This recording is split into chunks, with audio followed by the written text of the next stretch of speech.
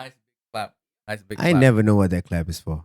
Yeah, like because I don't edit my like when I do my No, that podcast. just helps so that we can line up the audio from all these things. Mm-hmm, Yeah, so you just put it all on the timeline and you can kind of look Yeah. at like the little spike where it claps and then that just helps the rest. Right. Because sometimes you're gonna be like trying to line up a person's voice over a 2-hour recording is kind of a nightmare.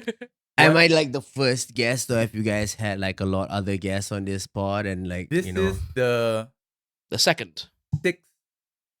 What? This is like the 6th episode overall, Yeah. Mm. and you're the second guest.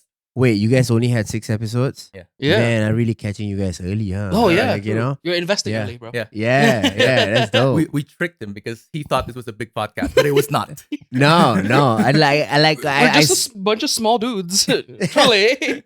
No, it's cool because I like the stuff that you guys were talking about, and I kind of Mm. like to catch podcasts at the phase where like they don't really have a lot to risk, you know. Like I think that's another way of saying that you guys are still running on a deficit right now. Oh, you have no idea. Zero money. Zero money. We're all running off of the Mm. fumes of your hard work editing all of this. yeah. I would love to be paid one day, bro. Please. One day. One day. All we need is Mhm. like a Malaysian to be here present for. It has to have like almost the entire like Nusantara race here, with the There you exception go. of like the Filipinos, of course. Mm. Y'all remember Mapilindo? Mafilindo, yeah. Y'all remember Mafilindo, where we had like it's kind of like ASEAN but more like Malay ASEAN. You know what I mean? Yeah. Like ASEAN is linked together with like I guess contracts and official stuff. Like we were just gonna like, hey man, let's just link together just based on vibes, Yes, yeah, based on vibes. right? I do love linking based on vibes. I think. Vibe-based Yeah. That diplomacy. shit failed in like 2 weeks, huh? People fought wars over that shit. Yeah. Yeah. People kind of be like, hey, why are you trying to start shit? And we're kind of like, hey, I thought we were all vibing. Right. And right. then, okay, I'm going to get to some Malaysian hot water again, but I believe it was sort of like Sukarno got really pissed because at the time, I think Tunku was kind of like, okay, great, let's do Mafilindo. And then like a couple years later, he was like, you see, the British have spoken to me and we're signing a deal. And then Sukarno was like, why you backstab me like that and went to war? Right. Long Wait, so story short. was Confrontasi before or after Mafilindo? Confrontasi was a result of Mafilindo falling apart. Yeah. Right. Going Okay. straight into We're getting it. straight Dude, into it's it. straight to hot water, yeah. Before but also, Confrontasi was because Mafilindo didn't work out. One of the reasons, yeah. Right, Yeah, and right. And then you guys just lost steam. Like halfway through, you guys just went, nah. You know? It was one or Fuck it, two never mind. one or two attacks, and then you guys just went, nah, I think we're good, huh, guys? Yeah. Hey, did we stop because of the coup? Yeah, Because- we stopped because Oh, of that was that. Yeah. Yeah. So yeah. the lore is Pause. Pause. All right, hey folks, welcome back to the Totally Normal Folks podcast. Well, that was a doozy, but I don't know how much of that we'll keep in. But Damn, bro. yeah, I'm your host for this episode, Arya Siddhartha, and my co-host, as always, we've got Daniel in the house. We're missing Satya for undisclosed reasons, but in his place, we have a very special guest, all the way from Singapore / Kuala Lumpur. We have Fadzri Rashid, aka, can I still say your old Yes, stage of name? course. AKA Fakkah Fuzz, right here in the house Yes. with us. Yo, thank you for coming in. Thank you for having dude. me. I'm so glad whenever especially with you guys, I think you guys are the right kind of crowd. Whenever you want to mention the name that I used before, you'll be like, "Can I date name you?" And I'm like, "Yeah, man. That's the right term, dead name. I've transitioned, so can you guys respect my decision? I'm respecting it. I'm I'm totally, respecting bro, it right now. totally, respect my decision. Artist formerly known as. Yeah. So no, Dan, because I've seen them clips, man. I know you guys go deep, so I just want to see how you know what I mean. Like I think it's like a trigger when I talk. Yeah, sorry. But it's a trigger when I talk about it, and you're like, "All right, man. Here's what went down in the '70s." Shit. Yeah, we go down the rabbit hole very easily, very fast here. Yeah. But Fadzri, thank you so much for coming on the show. Yo, you are the first guest that we have that has a Netflix special. Hopefully not the last. Yeah, Panji. Hopefully- Panji can suck my dick. Yeah, you want to prove him wrong, Panji? Come on the show. No. Exactly. Hey, Prove he's it. my homeboy. Pull up. Yeah. I'm doing his club this week, actually. Yeah. But dude, Yeah. like actually, this is like wild because he reached out to us, right, through DMs. And I was like, yo, who's this guy? Mhm. Who is this dude? Mhm. I'm like, yo, but wait a second. Blue check mark though. You can buy that nowadays, You can dude. buy that. That's true. Yeah, but then like, I checked you out. I'm like, whoa, like this dude is like an actual like big name. Like dude's got Netflix specials up to wazoo. He has like a big social media presence. Why is dude coming on this like broke ass podcast, dude? Because So I I'm like, saw that one clip. that one clip. Because I saw that one clip, Daniel. That's your boy. I had to come through and straighten you out, bro. You out here saying you like Malaysian food more than you like Indonesian food. I'm here to defend I'm sorry. Indonesians. I'm here to defend Indonesians. And I live in Malaysia, man. I've had our food, but you can't do bakso like that, bro. You can't do bakso like that. You can't do nasi uduk like that. You know what I mean? You can't do. That's true. You can't do nasgor like that. A lot of my friends that I know personally, because my job gets me. I meet. There's a lot of Malaysians at my job in Singapore and stuff. Then they came at me, bro. They were like, "I'm sorry, bro. Unfortunately, I can't stand you with that. What were you doing? Like, you deserve all the flack, all the heat that you're getting." And I'm being like, "Oh, come on." What was like the most like out of pocket comment that you got that you were like surprised? Like you would expect a lot of things, right? I mean, it usually comes from a lot of frustration, but like, what were the ones that you got like, what the fuck? What? I don't remember. I think because mostly after like a certain amount of views, I just like, no, I'm not gonna look. I'm not gonna go into that comment section because it's nasty in Like, there. But some of the things that actual people in my life reached out to me, what they kind of went like, bro, how could you do nasi uduk like that? Nasi kandar so mid, bro. And I'm like, oh no, Bruh, word. Yeah. I had to Word. go through all those comments because like I'm running the pages, right? Yeah. And when I tell you, bro, the Malaysians were seething. Yeah. One of the comments that we get a lot in that particular clip was, "Whoa, look all even though they speak English, IQ still 78, bro." Holy shit, man. Bro, I don't know how it is with like the netizens here. You guys call it netizens, right? Yeah, we do Netizens, yeah. netizens. But yeah. the netizens, but we Yeah. call it netizens. So I think we call it the same thing. Yeah. Yeah, they get really nasty, man. So the term that we use in Malaysia, and this is only if like you get to a certain demographic Mm. and then you touch that demographic and you're fucked.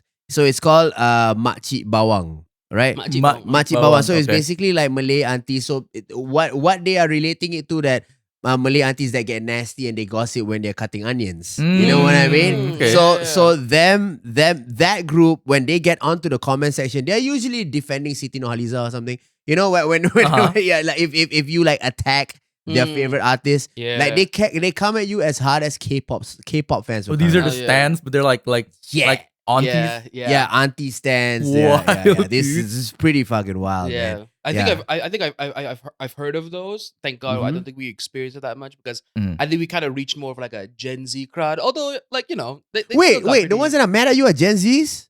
Yes, I think a lot of them are. I have no idea. Right. They don't even have the attention span to stay mad at you. Like, what Yeah. you worried? Yeah. What you or worried about? like late millennials, like Ah, 90 right. to 95 kids. Right. Yeah. Just But got their like- first child, second Yeah, child there type. you go. Yeah. Or like maybe they're like out there. They're like maybe they have like I'm going to school. Maybe like they have like civil service in their dreams one day, and then they're kind of like I gotta stand up for my country and being like, Stand up why, for my country. why yeah, you yeah. gotta glaze it like that? I'm chill. Right? I think patriotism is something that is a little bit foreign to someone who comes from Singapore. It's not that we're not proud.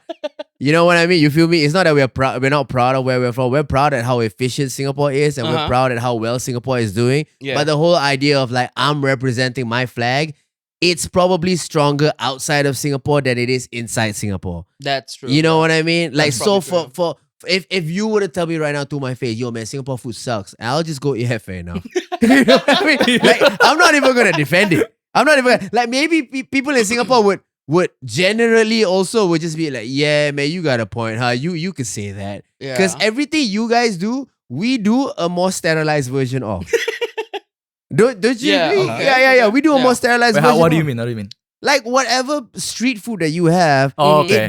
ours doesn't come with struggle. You understand? Or not? Ours, It's too easy. yeah. Ours is like the when you surf you know when like you go to like an expat area and then they charge you like $12 for like a nasi that you could get from a warung. Yeah. Same thing. Yeah, same thing. It's like so that on a larger scale is what Singapore is. That actually reminds me kind of like I saw this clip of like an old Singaporean man being interviewed, and it's like, what do you miss about old Singapore? It's like, oh, I can't smoke anywhere now. Like I have to walk so far to smoke. Yeah. And also I miss all the hawker stalls that used to be on the streets. Now it's too clean, man. It's too clean. It's a yellow box, bro. Now it's a yellow box every time you want to smoke. And don't ever, please do not bring vapes to Singapore. I swear they are on a crack. They'll kill you, right bro. now. Yeah. Like, yo, Singapore does not like vapes, okay? Because like we got Chinese kids in the corner fucking overdosing on like whatever there's in the some vape. laced shit, right? Yeah, I don't know what it's laced with. So like now it's like a full on thing in Singapore where like vapes are Like absolutely no vape. no vapes. No, yeah, they'll take it once you they'll go through your bag and they'll take it. Go back They to got like good a old red bin. tobacco. Sorry, they got like a red bin Yeah, there where you go, throw your vapes in before you enter. Yeah. Please. Although like I still do know people. I'm not gonna out them obviously, but like I still do know people in Singapore who still get their vapes and somehow, and you know their other illicit shit mostly. Man, just I like- have no idea what you're talking about. exactly. Yeah, just like just like yeah. because like as good as okay, obviously if you're arriving to like port or airport security, super tight. Like Changi, greatest airport in the world, and like super scary to go to, right? But when you're coming down from JB, just like chuck it in the back and then kind of just like drive through. And I've had friends. Your this is boy really wild, funny. bro. Okay. Your boy wild. Okay, right. Yeah. Oh, you're gonna find that out, I man. know people who have gone through the JB checkpoint. Hi. Oh, You're gonna- wait, hey, listen. Like, I'm just pointing out there what you could get in trouble with in Singapore, man. It's like a very small place. Motherfuckers, you know what I mean? Like, don't come through with that energy. You know what I mean? Don't come through with that energy.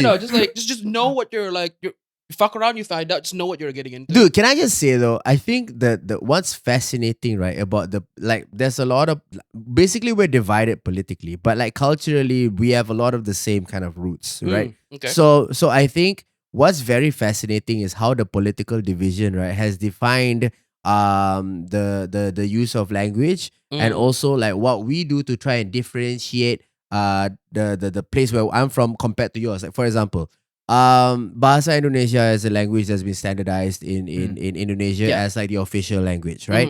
Now the iteration of that was correct me if I'm wrong, it's a derivative of the Malay language. Yeah. And then it was upgraded into Bahasa Indonesia for like wide understanding. Yeah. Right?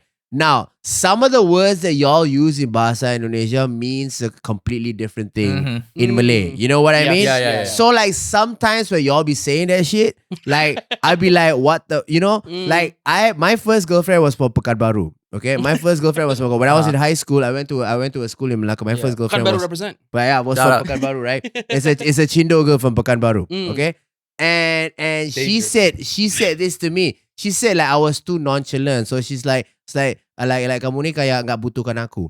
Now here's the thing, butuh in Malay means a completely different thing. So it's like I don't butuhkan you. You need more butuh in your life? You know what I mean? So like, you know, you feel me? So I was like, I was like, what's going on? Only to find out that butuh means need, right? But butuh doesn't mean need. It's a different. It's a different angle where I'm from. Does it mean balls? No, Wait, it means what does it mean in? it means dick, dude. Oh. Yeah. Oh, So it's like you don't dick me, and I'm like, oh, I haven't been dicking you down. Like we were both 15, you know. So like, I didn't have. There's a little bit like, oh, what? Yeah. So, but then like when you learn that, I do kind of feel like Indonesia though, like you guys have managed to take the language and turn it into like a very rhythmic flow.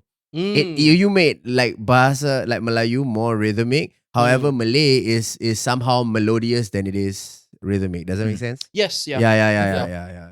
But you know, like people, I think I don't know if this the sentiment is true or not, but I've read it somewhere where a lot of Singaporeans they like the fact that a lot of us and our the various ethnic groups in Indonesia all speak the same language, kind of like a unity kind of thing, and they vibe with that. And we're over here like, well, a lot of repression went into that. Oh, Like, man. It was kind of like, it was kind of like no more speaking. Oh. Chinese for you. Cultural tongue. Yeah.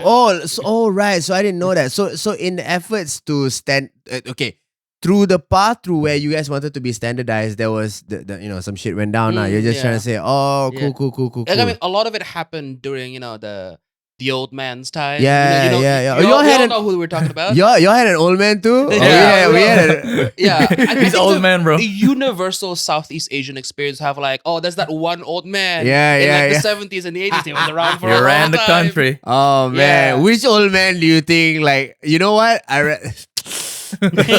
Cambodia's old man was pretty. Yeah. They had a. Wait until we have a Cambodian. Vietnam's old man was a good guy. Vietnam old man was like, The only, was yeah, it- honestly, yeah. yeah. Vietnam's old man was like, hey man, let me just, Yeah, like, get out of here. yeah, white get- folks. Yeah. yeah. And then they were like, oh, let's name the whole city after you. You know, that type shit. Yeah. I like it. Yeah. Thank God we didn't name it yeah. any cities here after him, huh? But y'all had like two old men. One was like, we just gonna do this ourselves, and then and then the Dutch is out. Yeah. Now it's just us. Mhm. And then you got the old man after that. Yeah. And That they were like, went. bring the white people back. Bring them all back. Yeah, be like, yo, you want we got All the We gold. got palm oil. We got got gold. gold, we got palm oil. We got oil. Right, Come. right. You bring right. money. we open. Well, One of the wildest stories I think I've ever heard was, I think this is like a maybe conspiracy or not, but like it's I think the first president, like they had like they tried to blackmail him with a sex tape. Oh, that Yeah. This is a That very was in common his story, memoir, dude. yeah. Yeah. That was in his memoir. in his So memoir. like they tried to like blackmail him with a sex tape, Yeah. and then he proceeded to make copies of it. Did he Yeah. make copies of it? I think- think did. Yeah, and because it wasn't yeah. a KGB spy or something. I can't remember whether it was Something like like a that. CIA or KGB. It's one of those two, obviously, right? But they Yeah. tried to blackmail him, and his response was, sort of being like, "Yeah, go ahead, release it," because it was like kind of like so that the whole world can see, like see my strokes. like, yeah, no, so yeah, Bro so is one freaky ass president, So bro. the whole world can see like basically like a brown man fucking a white woman, and then and then everyone's like, yeah, the optics of that is actually not quite good. Yeah. He's Bro. like, about time y'all gave back. Yeah, exactly. Bro yeah. was just horny IRL 24/7, bro. Hey, Yeah, bro. and he was like, I will not for like he did a lot of good things, I suppose, but he was also one of the most misogynistic men. If you ever read his memoir, Yeah. and where he's kind of being like oh yeah, he has the whole thing of like women belong in like the kitchen and whatnot. Right. And there would be a lot in his memoir, and he was Shit. also just like a very, very well known. He could not keep it in his pants. Sounds Let's just like- say that he had like officially Sounds had, like a good hang. Yeah, I want to smoke with this guy. he officially had like what, like Have a beer with this 4 guy. or 5 wives. Officially? So many wives, bro. Yeah, we lost count at this Save point. Right? some for the rest of us. I mean, like, yo, the pickup line is, hey man, you know who's in charge? That's the pickup line, yo, bro. Yeah, I'm there you in go. charge. Yeah. Hey, You know? you know this country you're in? Mine. Yeah. Damn, it just started to rain really heavily as soon as we got to the juicy parts of this pod. Yeah. I'm Chill gonna out, say man. in Southeast Asia, that's like what do you call it? Superstitious, right? In a way. True. Yeah. And the rain's been really wild right now. Yeah. Like it's the Yeah. whole day, but it's not like consistently the whole day. It's just off and on, off and on. But Yeah. like, What is it about Singapore that you guys like envy and you wish that you had in your man. country? Let me go. Let me go. Go. You go Yeah. ahead first. You go ahead I'm a first. big like public transport guy. Fadzri's manager just laughed off screen. But yeah, like I'm a big public transport guy, and know why? You know why we laugh? Because we're in this big ass house. You know what I mean? That's why she laughed. we'll She's get like, to that. I'm a big public transport guy. I was like, no, you're not. no. This is more square feet than you've ever seen in your life. Yeah, I know. And it's like, you don't take the public transport. It's like listening to me saying, "Oh, you know what? I love living in small apartments, but Yeah, I'm living in you're this living in a fucking big ass big-ass house." Just to Yeah. be clear, I don't live here. Okay. But anyway, yeah, dude. Just straight off the bat, like, Singapore's MRT system is crazy. Dude, we have like one line. Mhm. We have one line, and then that's it. And It Singapore, took us 15 it was years to make. 15 years, bro. Yeah. To get that one line. And Are you talking about the line that hits to the airport? No. line? There's we have a subway system. Mhm. It's hard to Yeah. call it system. It's like one line, but like Yeah. it goes north to south basically. They're expanding it further north. But Right. yeah, like just on that point, Mm. like getting anywhere here is a fucking nightmare. Getting Mm. anywhere in Jakarta is a fucking nightmare because like traffic is insane. And even we have a public transport network. We have trains, commuter rails, and stuff like that. But getting the first and last mile is always hellish because it's hard to get from where you are to the stations a lot of the times. Is it true that your city is sinking? Yes. Whoa. Yes, it is sinking as we speak right now. As we speak right Yeah, now, as it's we speak now, sinking. yeah. So what's the Maybe rate? when you go home after this podcast, you'll see some evidence of that yourself, given Wait, the weather. what's the rate of your city sinking? Like is it like two centimeters a year or something? Like is there a rate? I'm gonna look it up. Hey, look I'll it up. look Look it it up. I'll up. look it up. Is Jakarta sinking? But like like Yeah. what's the I think in the parts that I do know is I think in like some of like the northern like settlements, Mhm. I think the water is already something crazy like Okay, I got the oh, there thing. you go. Like 70 or like more millimeters. Like the water line is already above like where the ground is, so they have to build like a low a wall. big around the wall. village. You guys are like Venice, man. A little Yeah, bit, yeah, yeah. like Yeah, except Venice. shittier and have more trash in it.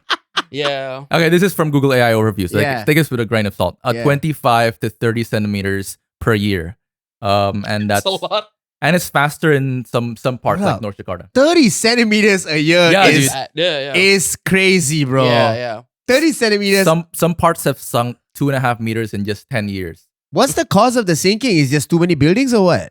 That's number one. But two, so again, we were colonized by the Dutch, and you know how the Dutch love lowland, like, Right. yeah, right. And I think they just came here because it was like generally very similar geographically to where Okay. they were. But then also, after everything, post independence and everything, I think the main reason why we're sinking is on top of all the buildings and whatnot. We obviously it's a big city, so you need to like Right. pump out groundwater because people Yeah. need water to live. Yeah. And the soil underneath Jakarta is kind of like also held up by the groundwater. Yeah. So the more people Yeah. move in, the more groundwater you pump up, the Mhm. more hollow the ground underneath gets. Oh my god. And yeah, that's 'cause, a like- nightmare, bro. Yeah, because it's kind of like the ground, the soil basically. I don't know what the exact size Yeah, of it is, yeah. but it's generally quite muddy. So the more groundwater you pop out, the more compact the mud gets, and those go down lower and lower. Oh, And sinks. Yeah. And that's what dude. happens. The country's leadership have basically abandoned Jakarta. They're kind of like, fuck it, this doesn't work. Let's move. Yeah. Aren't you guys is everybody supposed to move to Kalimantan by a certain time? Right? I doubt it. There was Is this a topic we're not supposed to talk about? No, we can talk about it. No, We we can can talk talk about- about. No, there was a plan, and it was Yeah. pushed very, very hard by the last administration, by Mhm. Jokowi's administration. And then like Prabowo won the election, and then Mhm. he had different plans, and now we don't really talk about it that much. Yeah. No, like it is used to be the only thing they talk about, like press tours, bring Yeah, like dude, bring huge. like Chinese investors, American investors, Yeah. $10 trillion. yeah, to yeah. Kalimantan. This is like Yeah. are like to the point where like unfortunately he's not here, but like he has a story where like see because like our missing podcast host, not Kim, but like the other guy said, Tatya.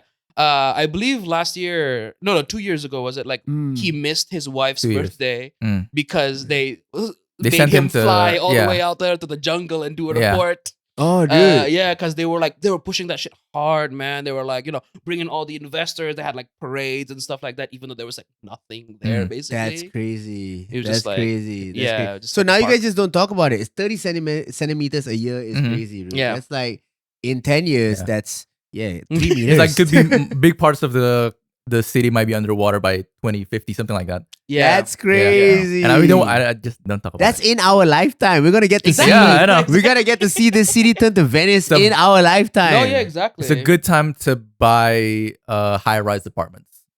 What? Yeah. Nah, it's a good time to like. No. Wait, do you think the shift over to Kalimantan is gonna work, or do you think it will work?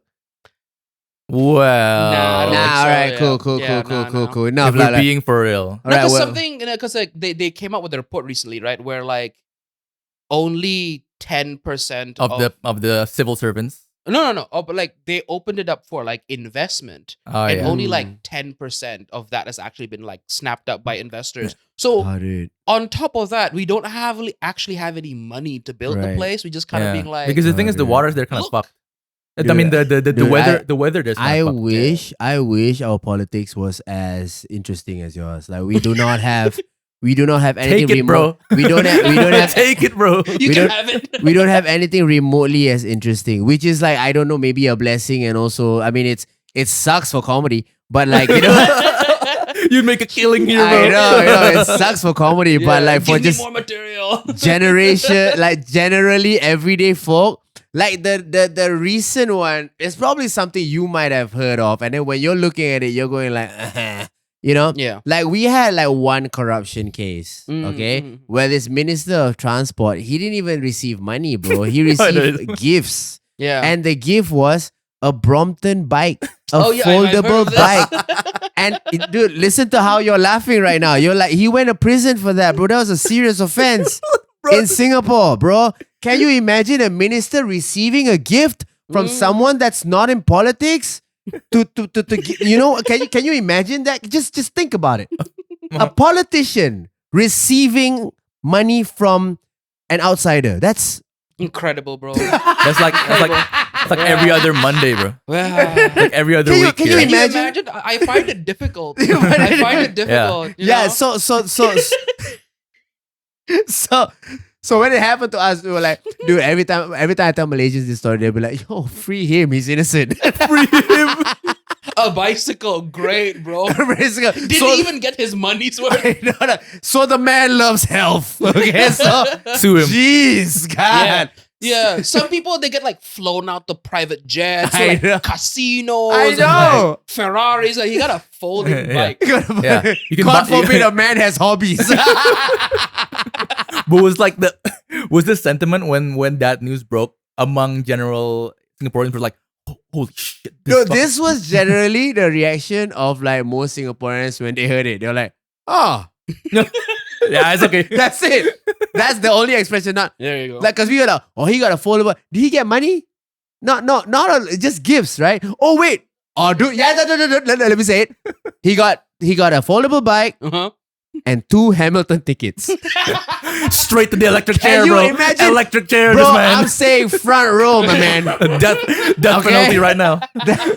That is top tier corruption, bro, in Singapore. Straight to the gulag, bro. The audacity of this Say- man. Send him straight to Changi. yeah. So we Yeah. got that guy. Mm. And then we had in this case nobody really got arrested, but there was a leader of an opposition party. Mhm. I think him and who he was working with, like a partner. So the both of them were in parliament, Mhm. and then the partner or the opposition party's leader's partner at that time. Oh no, not like personal partner, like political partner Mhm. at that time. She spoke about she told a story about her taking alleged girl to a police station for a sexual assault case, but turns See. out that it was a allegedly I don't know if it's confirmed now, and Yeah. a fabricated story. So that means you're lying in parliament. So then Mm. somebody had to take a hit for lying in parliament, and then I mean, correct me if I'm wrong at any point, but like she quit politics, Mhm. and then he recently just got removed from politics. But that was kind of like a 4 or 5 year long type Wow. investigation. I know. You're looking at me going like, cute, right? Yeah, Lying like, in parliament? Lying in Incredible. parliament. Can you Yeah. imagine somebody not telling the truth? A politician not telling the truth? Can you imagine that? No. Yeah. Can you imagine that? Say it ain't Unbelievable, so. bro. No, yeah. So that's as much as we have back home. Yeah. Yeah. I feel so And I can sorry see you for guys are stunned right now at I how. feel so sorry for you, bro. I'm speechless. Having to live in a fucking hellhole like that. We were talking about though what Yeah. we like from this Singapore. poor man, give him an Indonesian citizenship Wow. right now. Give, Give him an Indonesian we'll give him passport our right KTP now. right now. A visa's fine. A visa's good. I don't need that. I was gonna say the public transport, that one, and Yes. like Yeah. general walkability Yes. and like air Yeah. quality, Mm. cleanliness. Mm. Just like honestly, this is stuff that people glaze Singapore over a lot here. Yeah. Well, just like, oh my god, bro, the streets are so clean, Yeah. and all that kind of stuff. Yeah. Yeah, Right. yeah. We do have that going on for us, bro. Yeah. Yeah. Well, Me? yeah. I'm I'm going to say I can't really think of something that I envy Singapore a lot for these days, Yes. because thankfully I've in the last few years I've made a lot of like Singaporean friends and also like Malaysian friends. Right. And I think I would remember a time where I used to glaze Singapore out, being like, again, like, public transportation, stuff Yeah. like that. But then Sounds like someone got some employment. I know. Yeah, but then I guess like and then like I went to like KL for the first time in my life, Yeah. effectively, and then be like, you know what? Everything that I thought I liked Singapore for, KL seems to also have, but just like, like slightly better, Boom. And so I'm kind of being like, I like this kid. Your manager is agreeing with me. I Yeah, like yeah, this because you kid. got like, Get this Yeah. man a Malaysian citizenship right Please, now, bro. please. He's, You got he's Tarik. fiending for it, bro. you got mitarik, you got like chicken rice and like the good kind, the ipok kind. Man, like And then you got like mama stalls that are open to like 2 a.m. And then like I thought I liked the Singaporean this was MRT. the same sentiment as the last time. Yeah, Like, he yeah, loved the sort food, of. like, bro, double down. Fuck yeah, I love fuck that double shit. down, like, Double down on that Fuck shit, bro. you, come at me. bitch. No, yeah, it's like I thought that like, okay, sure. I think again, like, because like the Jakarta public transportation is pretty bad, but then I was on like the KL based one. It's like, oh, you know what? Still, this actually it's pretty good. It's not. I would say that like, yeah, it's not up to par with the Singaporean one, because like, the Singaporean one still takes the cake, lah. But like the KL one is like pretty good, and so I'm being like, you know what? I don't feel like I need to glaze Singapore as much anymore, especially when you guys live in like an open air mall, basically. Yeah, KL it's an airport, bro. It's a large you go. airport. That's You why know- your airport is the best. You spent Yeah. 50 years building one. Dude, that's true. 65 years. 65. There you go. So my bad. I'm Okay, sorry, wait, 60 years. Singaporeans. Go come get him, bro. Wait, Get wait. this man. So it is. You never really leave the airport. That's why our passport is so strong. I thought it was because of British colonization, No, bro. no. Because we're an airport, bro. You know what I mean? There you go. Yeah, I think KL is probably a good middle ground between like Jakarta and Singapore. For someone that enjoys really the culture and the grit of things, KL still has that. Because if you go to Singapore and you come straight from Jakarta, you find that there's like it's Truman Show like low key Truman Show, Yeah. like, you know what I mean? It's like, man, everything is so like programmed and it's so Like in curated. Disneyland. It's a Yeah. little bit like that. Like, I won't go here, but I know Malaysians. I've spoken with the Malaysians who was like, yeah, Singapore have no culture, lah. And I'm being like, I'm not gonna go there because again, I don't really have a dog in this bro. race. Singaporeans are not gonna come at you, bro. They're just gonna agree with me. You know why? Because their lives are great. No. It's a perfect life, bro. Yeah. not, Nobody it's ever not. complains about anything. It's really not like Yeah. complaining is our national hobby, but like it is our national hobby. But the Yeah. thing is, we don't have that kind of energy to go online to do that. Yeah. like generally, You're too busy working. Yeah, we're so busy trying to make ends meet or stay above water in Mm, Singapore yeah. that like if something pisses us off on the internet, we get over it by the next day. Like we don't really have, Yeah. you know, a lot of things happen in Singapore. Like sometimes people go crazy on the MRTs and stuff and they're cursing out. That stuff dies out the next day, you know? It's Yeah. not, it's You're pretty, just it's too pretty busy. crazy. Probably Amos Yee is the biggest Yeah. thing that happened. Okay, that's actually like the thing that I want to ask you about, where like, there seems to be like a lot going on. People just kind of like keep their heads down and work, right? Yeah. And so this is a big thing that, like people who glaze Singapore in this country are going to be like, yeah, but like, look at how good their like living standard is, and their income is Yeah. like highest in the world, or like, I don't know, top 10, right? Like Right. your Right. yearly Right. income per capita. Yeah. What is it actually like? Is that something that like you do feel the impacts of, and be like, oh yeah, look at my salary, it's so big? Well, Or is it like, what's the working culture there like? I don't know if I'm the best person to kind of talk about this right now because like, I haven't been based there for about like 7 months, but I have been based there for almost all my life. And a good portion of my life was also, just doing menial work and also doing like just odd jobs. It is tough to make ends meet in terms of like finding housing and also affording housing, affording rent, affording daily necessities, and you kind of have to like scale down and kind of find the cheaper options to Yeah. things, because as much as the dollar is strong, the cost of living there is also high. So like we're really trying to battle that and trying to scrape through that. You can't. I don't know if there's minimum wage in Singapore. Is there minimum wage in Singapore? There isn't minimum wage in really? Singapore. So Wow. like so we kind of have to fight to try and like survive or stay Yeah. afloat. But once you make it out of that, then I guess it can be quite a cruisy life, except that space is something that's not readily available to Singaporeans. So as so subconsciously you still feel like it's kind of like a pressure cooker environment, Yeah. you know. And I would like I say this in full disclosure that this is just my opinion, that I feel like because we followed like an invisible system for so long, you know, like a system that has made it work, or a system that has been put in place that disciplines Singaporeans. Right now it feels like we're following an imaginary big brother, low-key. You know what I mean? Like it may not be as harsh as it used to be, or it may not be as stringent as it used to be. But Singaporeans by nature have already programmed ourselves to understand that, okay, this works in the most efficient way. Yeah. Therefore, nothing can veer away from what works, right? Yeah. Because that's why everybody kind of like lives how they lives and are how they are, is because like what's not broken shall not be fixed. So okay. so that is kind of what the mentality of Singaporeans are right now. It's not a question of like, oh, it's we're satisfied where we are. It's a question of like, we know it's hard here, but it's the safest here. Yeah, that's okay. that's where we're at the moment. And until Yeah. you travel outside the world and experience a little bit of grit, you know, it's slowly, I feel, again, my opinion, chips away at your character a little bit. You know, that you become a somewhat robotic. Mm. Yeah, Yeah, yeah, yeah, okay. yeah, yeah. So that's why arts in Singapore is the most thriving scene in. No, I'm kidding. Like, oh, really? Do tell. Yeah, everyone's just kind of like heads down, focused on making money. Just It is. Yeah. Money is or financial financial success is one of the main key points of like Yeah, survival in Singapore. Yeah. You know, you kind of have to be that.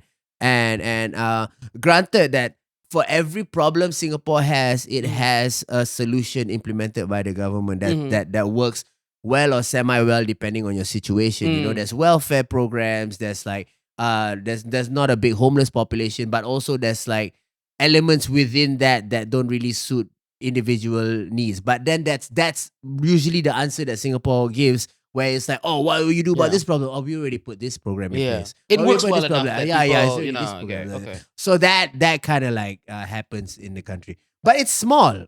So whatever happens still feels manageable. You know what I Yeah. mean? Yeah. What's the population at right now? What are we hitting? 7 million right now, bro? Damn. Pissing me the fuck off, bro. too many people. Man. Too many people. It's so dense. It's so dense. It's insane. I know this was the vision, okay? But it's like there's too many people for too little space. It's just you just don't feel. Yeah. You know what I mean? Yeah. And I think a lot of main cities are like that. Yeah. You know what I mean? Like Jakarta, I guess it's kind of a dense city as well, right? You have no idea, bro. You're telling me Yeah, I think we just won like the most populated city in the world, right? something like that. Yeah, like 41 million, something like that. Shit. Yeah, I'm a shut up. We have more than like That's the probably entirety of that's probably like Malaysia, I Wait, think. greater. wait, That's hold probably on, like hold on, greater hold on. Jakarta area though. Wait, in Jakarta alone, there's 40 something million. So in the greater Jakarta metropolitan, in central Jakarta, the special Yeah. region of Jakarta is 11 million, Yeah. and the greater metropolitan area is 41 point something. Alright, I'm gonna go ahead and shut the fuck up.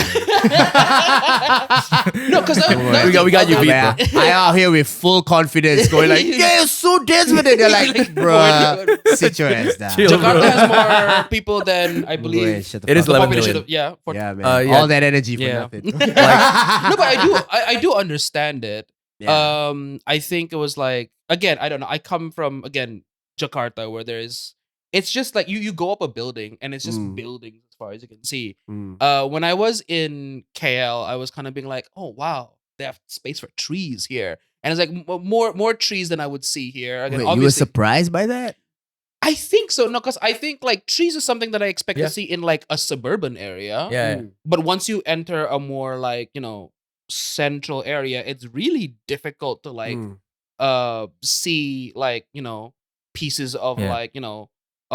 like green land that isn't Right. specifically kind of like, Yeah. oh, this is a park. And even Right. parks here we are not don't very we well don't managed. have a lot of public green spaces. Yeah. Mm. Like the biggest green space that we have in Jakarta, Gelora Bung Karno, Yeah. is technically private.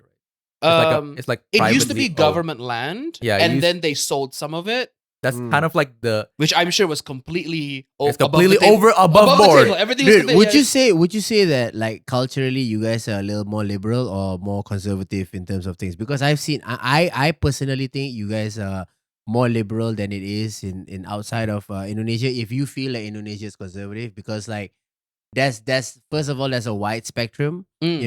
of cultures that you guys have, and that spectrum kind of gives you guys a little bit more space. And Yeah. I especially love when it's so crazy. Go ahead.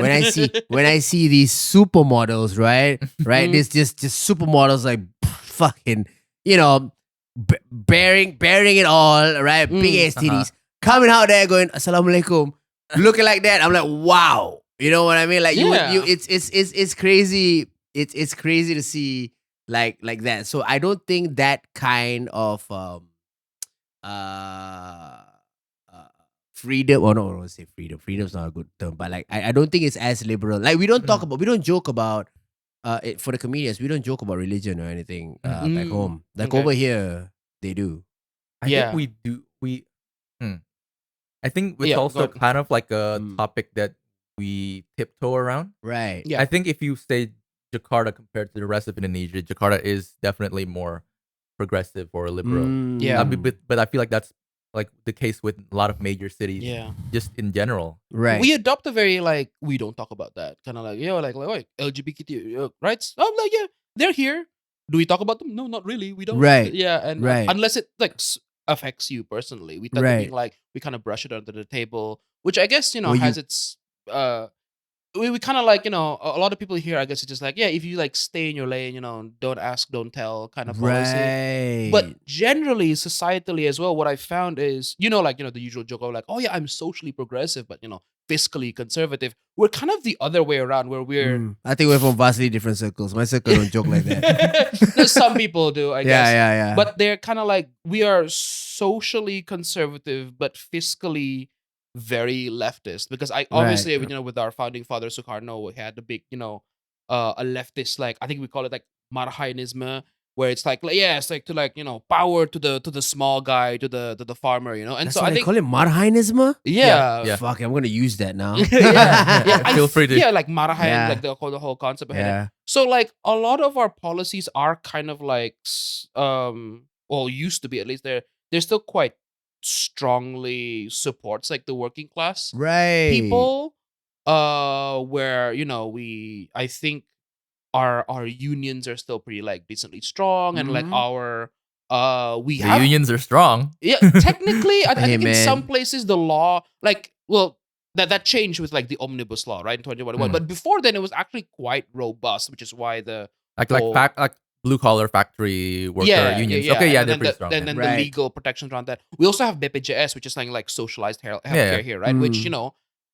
even America doesn't have, right? And then then for that, it still doesn't work very well, but that's kind of like a normalized thing. Mm. And so it's weird where we can see some traces of like, oh, we used to be a pretty socialist country, Yeah. but then like culturally speaking, it's still kind of like, I don't know, it's I feel like it's religion is not religion's still a touchy topic here. It's so, but it's so Yeah. diverse though. It's so fascinating to see. Yeah, I think it's more Yeah. like if you talk about some what I know about like about Malaysia is like there are like stringent rules, actual like legal ramifications if you talk about like, Yeah. the 3 R's in like Yeah, in yeah. like a really iffy way, right? Fuck, you know about the 3 R's? Yeah, I know about the 3 R's. Tell me about the Boy, 3 R's, I man. I made- don't know the 3 R's. I made a like shout out Race- to myself. Race, religion, and and royalty. royalty, You yeah. don't talk about the 3 R's. Yeah. Okay, race, religion, Yeah. royalty. Yeah. Yeah. Okay. Yeah. Mainly because of, I mean, there was the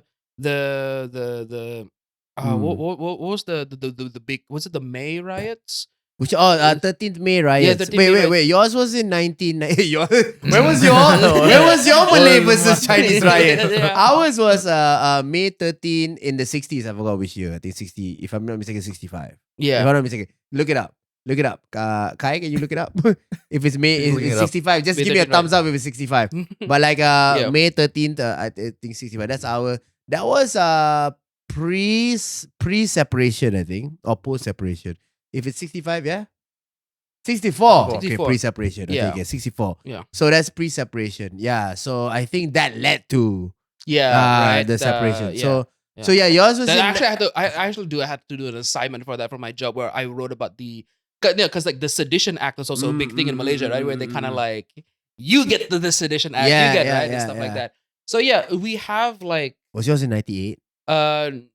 well, that was a big race, right? So we have multiple actually. Oh. You only got one? We got one. So 98 was the big Yeah. one where it's mainly racially motivated, but there was also Mhm. 65, which you know Yeah. that was when The big Cold War shit. kind of rolled over and then Suharto took over, and that was Right. It wasn't racially motivated, but it was divided pretty well. It was a on Red racial lines. Scare. Yeah, it But was like the- a Red Scare kind of thing. Like if you were a communist, your family gone. You know. Right. So during the takeover, that was not racially motivated. It was more of like political, like Yeah, Yeah, I'm it in was kind of charge like now. a left-right, like communists versus like non-communist. Kind It was a of. low key Okay.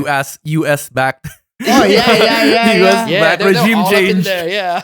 Yeah, that was like a global regime change. Like Yeah, US yeah. was interfering with everybody that was trying to Yeah, be like, like hey, guys, yeah, let's yeah. not- Yeah. Venezuela, which is funny, happening again. Again. Yeah. Yeah. You get a US back regime change. Vietnam, Korea, it was everywhere. So then the one that was like mostly racially motivated was probably the one in 98, I would Yes, say. that Right, is the right. most racial. And Yeah. that was like because of like the economic state of like the like one party felt like or one race felt like the other race is capitalizing, monopolizing the economy, and they were like, Yeah. let's only take them out through violence. Yeah. So I think let me get into some hot water again. With Fuck Malaysians yeah, here. dude. Because I mean like it was very similar where like I think similarly in Malaysia, like Mahathir kind of did this thing where like we want to have sort of like a capitalist elite class that also happened to be Malay, right? Because before then the British were kind of like, I think like a lot of Not happened to be, preferably. I mean, because like I think the British at the time were kind of being like, yeah, we were only going to do business deals with the Chinese, and I think that was kind of sort of similar things happening. Yeah, The yeah. Dutch would kind of be like, the Chinese are already like merchants and tradesmen, let's just deal with them, and then Yeah. they'll deal with like, and that kind of did not go away for our country. So during like the 60s and the 70s and the 80s, the sort of like the we actually had the nickname for them. I don't know if it's sort of derogatory, but at this same Is time, it the dragons? yeah, the Nine Dragons. Nine Dragons. Naga. Oh, is that derogatory? That sounds so cool. It does sound cool. If I but was Chinese, I'd be like, yeah, fucking that's sick, dude. Yeah, I am the dragon. I am the dragon. It's kind of being like, oh yeah, Chinese dragons, because yeah, there's That'd be so sick. Actually, so sick. Actually, It's a sick name, Hey, man. man, I don't make the rules. imagine someone being really PC. Look, we can't call the Chinese dragons anymore, and the Chinese like, no, dude. No. It's cool actually. My restaurant's called the Red Dragon. Can we just come in? Wait. So Yeah. when you say dragons, you mean the drag, like as in they are in charge of the Yeah, so the main Nine corporations, Dragons yeah. are 9 families who were like conglomerates. right. They were like filthy rich, have Right. like which so funny for us. For us, apparently for us, the standard for rich is also owns a house, owns a bungalow in Singapore. Yeah. Because they're the people who they send their kids to Harvard. They have like they fly to private jets everywhere. Wow. That's how big the money was. They would own islands and shit. Like Wu-Tang that, Clan. right? Cream get the money. Yeah, dollar exactly, bill, yeah, y'all. Not the Wu-Tang Clan. Okay. No, but what happened was sort of like the president Suharto at the time, I think, surrounded himself with a lot of these businessmen, and they became like the economic face Wait, yeah. of like what was happening. Despite the Wait, fact you that, mean like, you had a president and then his homeboys got rich? yeah. We don't know anything about it. Yeah. That's That's purely an Indonesian thing. It never Yeah, happens yeah, outside yeah. of this. No, it never happens outside of Never happens out of Indonesia. No, but Okay. like the funny thing is like his homeboys were interestingly his homeboys. His inner circle was quite diverse, right? Yeah. But through some, sort of like social engineering sort of thing, the famous ones were Yeah. the Chinese, because I think it was just very easy to single out, and I'm pretty sure the president himself, did nothing to dissuade that persuasion, because obviously Yeah. it was very convenient for him and his family, his dynasty, right? Mm. So when the economy tanked, right, the Asian financial crisis, Yeah. and then our currency went from 2,000 rupiah to $1 to 17,000 rupiah to $1, which is like Damn. like a 800 Yeah, it was just 800%. really Yeah, bad, yeah. it was bad, right? It was really bad. Food started running out, and Yeah. I guess people got really angry. Yeah. But then a lot of it were also like racially Yeah. motivated and kind of being like, something's wrong with the economy, must be the Chinese people's fault. And then they Mm. just kind of like, went through like Chinese Mm. neighborhoods like burning and like, Lots of other Mm. bad things. lots of other bad things, unsavory things. Yeah, Yeah. Yeah. And and then the regime, but what also essentially what happened was his regime could not survive that.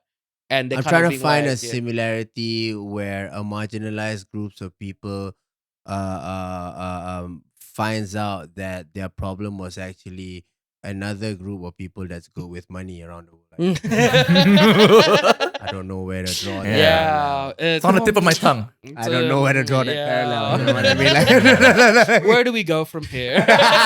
We're kind of gonna back ourselves to the corner here. okay. Whoops, So you were yeah, saying, sorry, my bad. That was a joke. It's okay. My bad. No, but like, yeah, if only there was some other thing that happened. in history. No, but yeah, so that's like a big thing here. But it's just, like a lot of those laws. I think to go back to your initial question, when it comes to like the 3 R's, well, we don't have the third R. We don't have royalty here, right? Right. But like when it comes to like race and religion here, I think there's not a lot of like laws that prevent you. It's very difficult, I think, to like move to like galvanize law to actually like address that. Right. But that being said, I think a lot of this pushback happens more socially rather than like, I will arrest you on these grounds, because Yeah. it's difficult to like for that to hold up in court. Yeah. I think maybe in the last 10 years there's a bit of a change to that, but historically it's kind of been like people, instead of like, I'll take you to court, it's more like, meet me outside. A kind of culture where people kind of like take into their own hands, or they just kind of like socially, people kind of like come together and like shame you for it. But We're I'd say very, like, but I'd say like shame-oriented now, culture. but I'd What? say like now, because we have the defamation law, which is like That's or true. it's like under it's called the IT law here, The where it's like, ITE law, yeah, which They like our POFMA. I have no idea what that. quite similar, but like, It's basically if yeah, anything you say, kind of like online, like if you post something, or anyone can kind of, because it's such a rubbery thing. Like you can kind of stretch it to fit in any mold you want to. yeah. Let me see. Let me look up what ITE stands for. ITE or The ITE law. It's basically that- being yeah. used by a lot of people, mostly like powerful, Yeah. political people, public figures, to be able to silence a lot of their dissidents.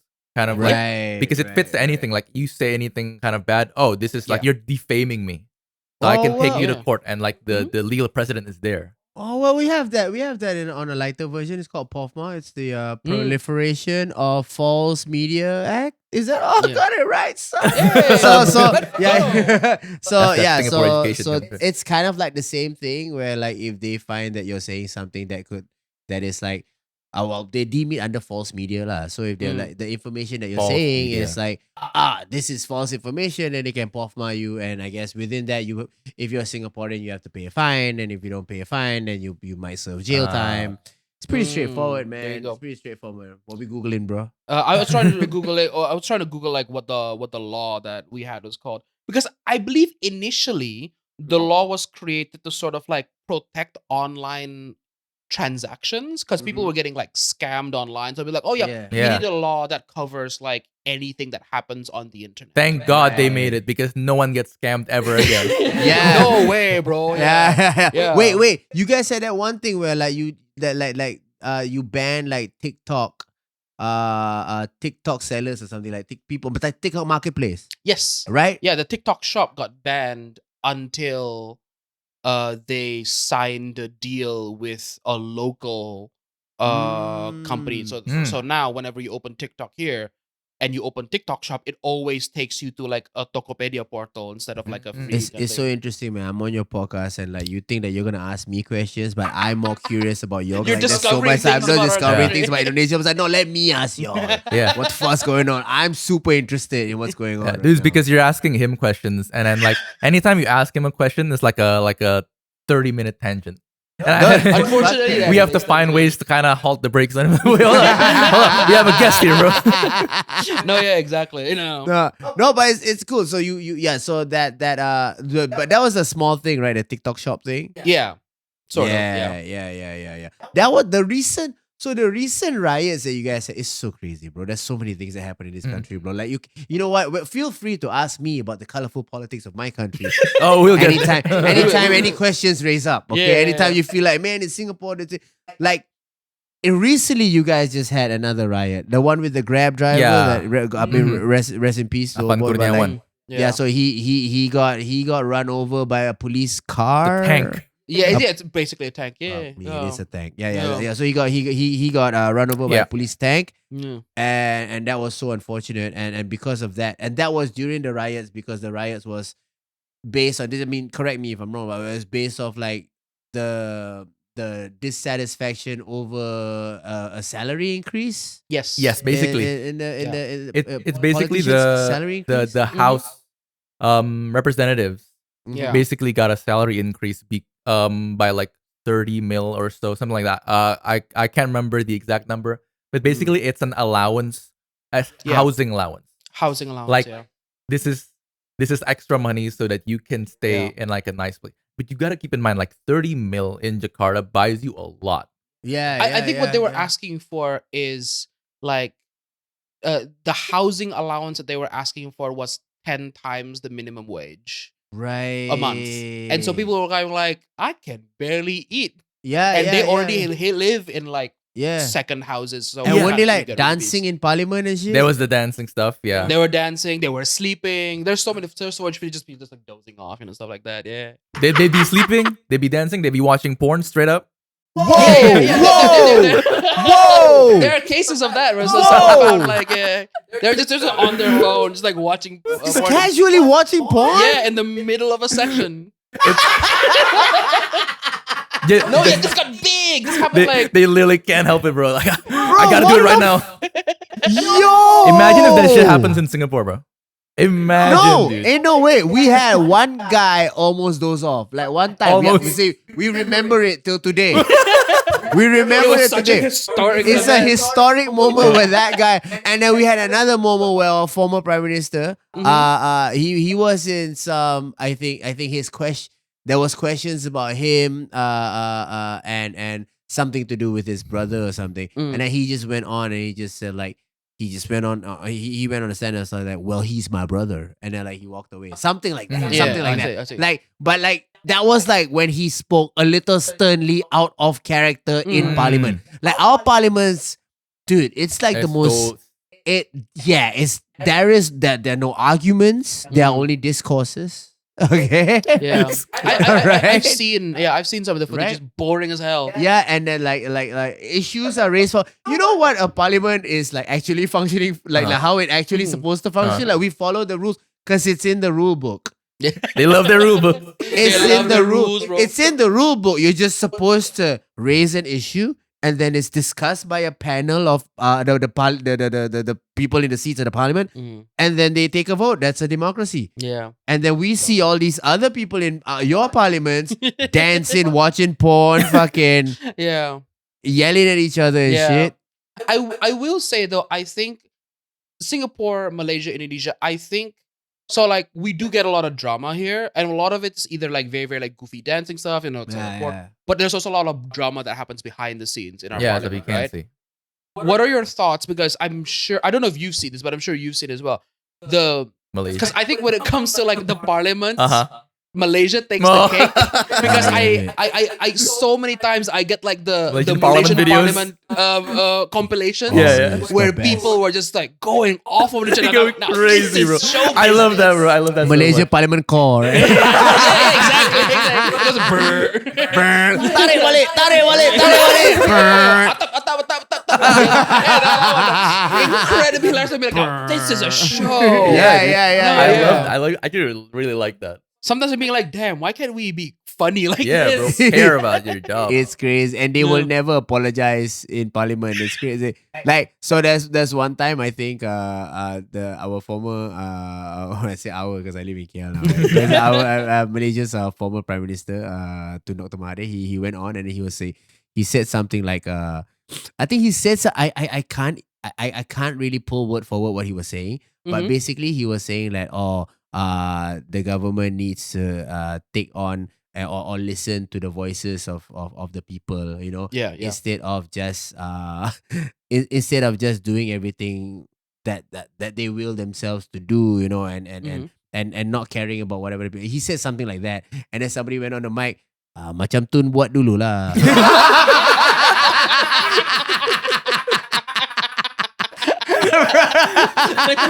Bro, it's so hilarious. I can't tell what the right words were, but if anybody can find that clip, please put that clip. We'll put it up. So fucking funny, bro. Yeah. It was so funny, dude. I feel like I just love it because they would just be throwing shade at each other non-stop, right? And I feel like that's so funny to watch. Yeah. I think, it's hilarious. Need more It's of that hilarious. here, actually.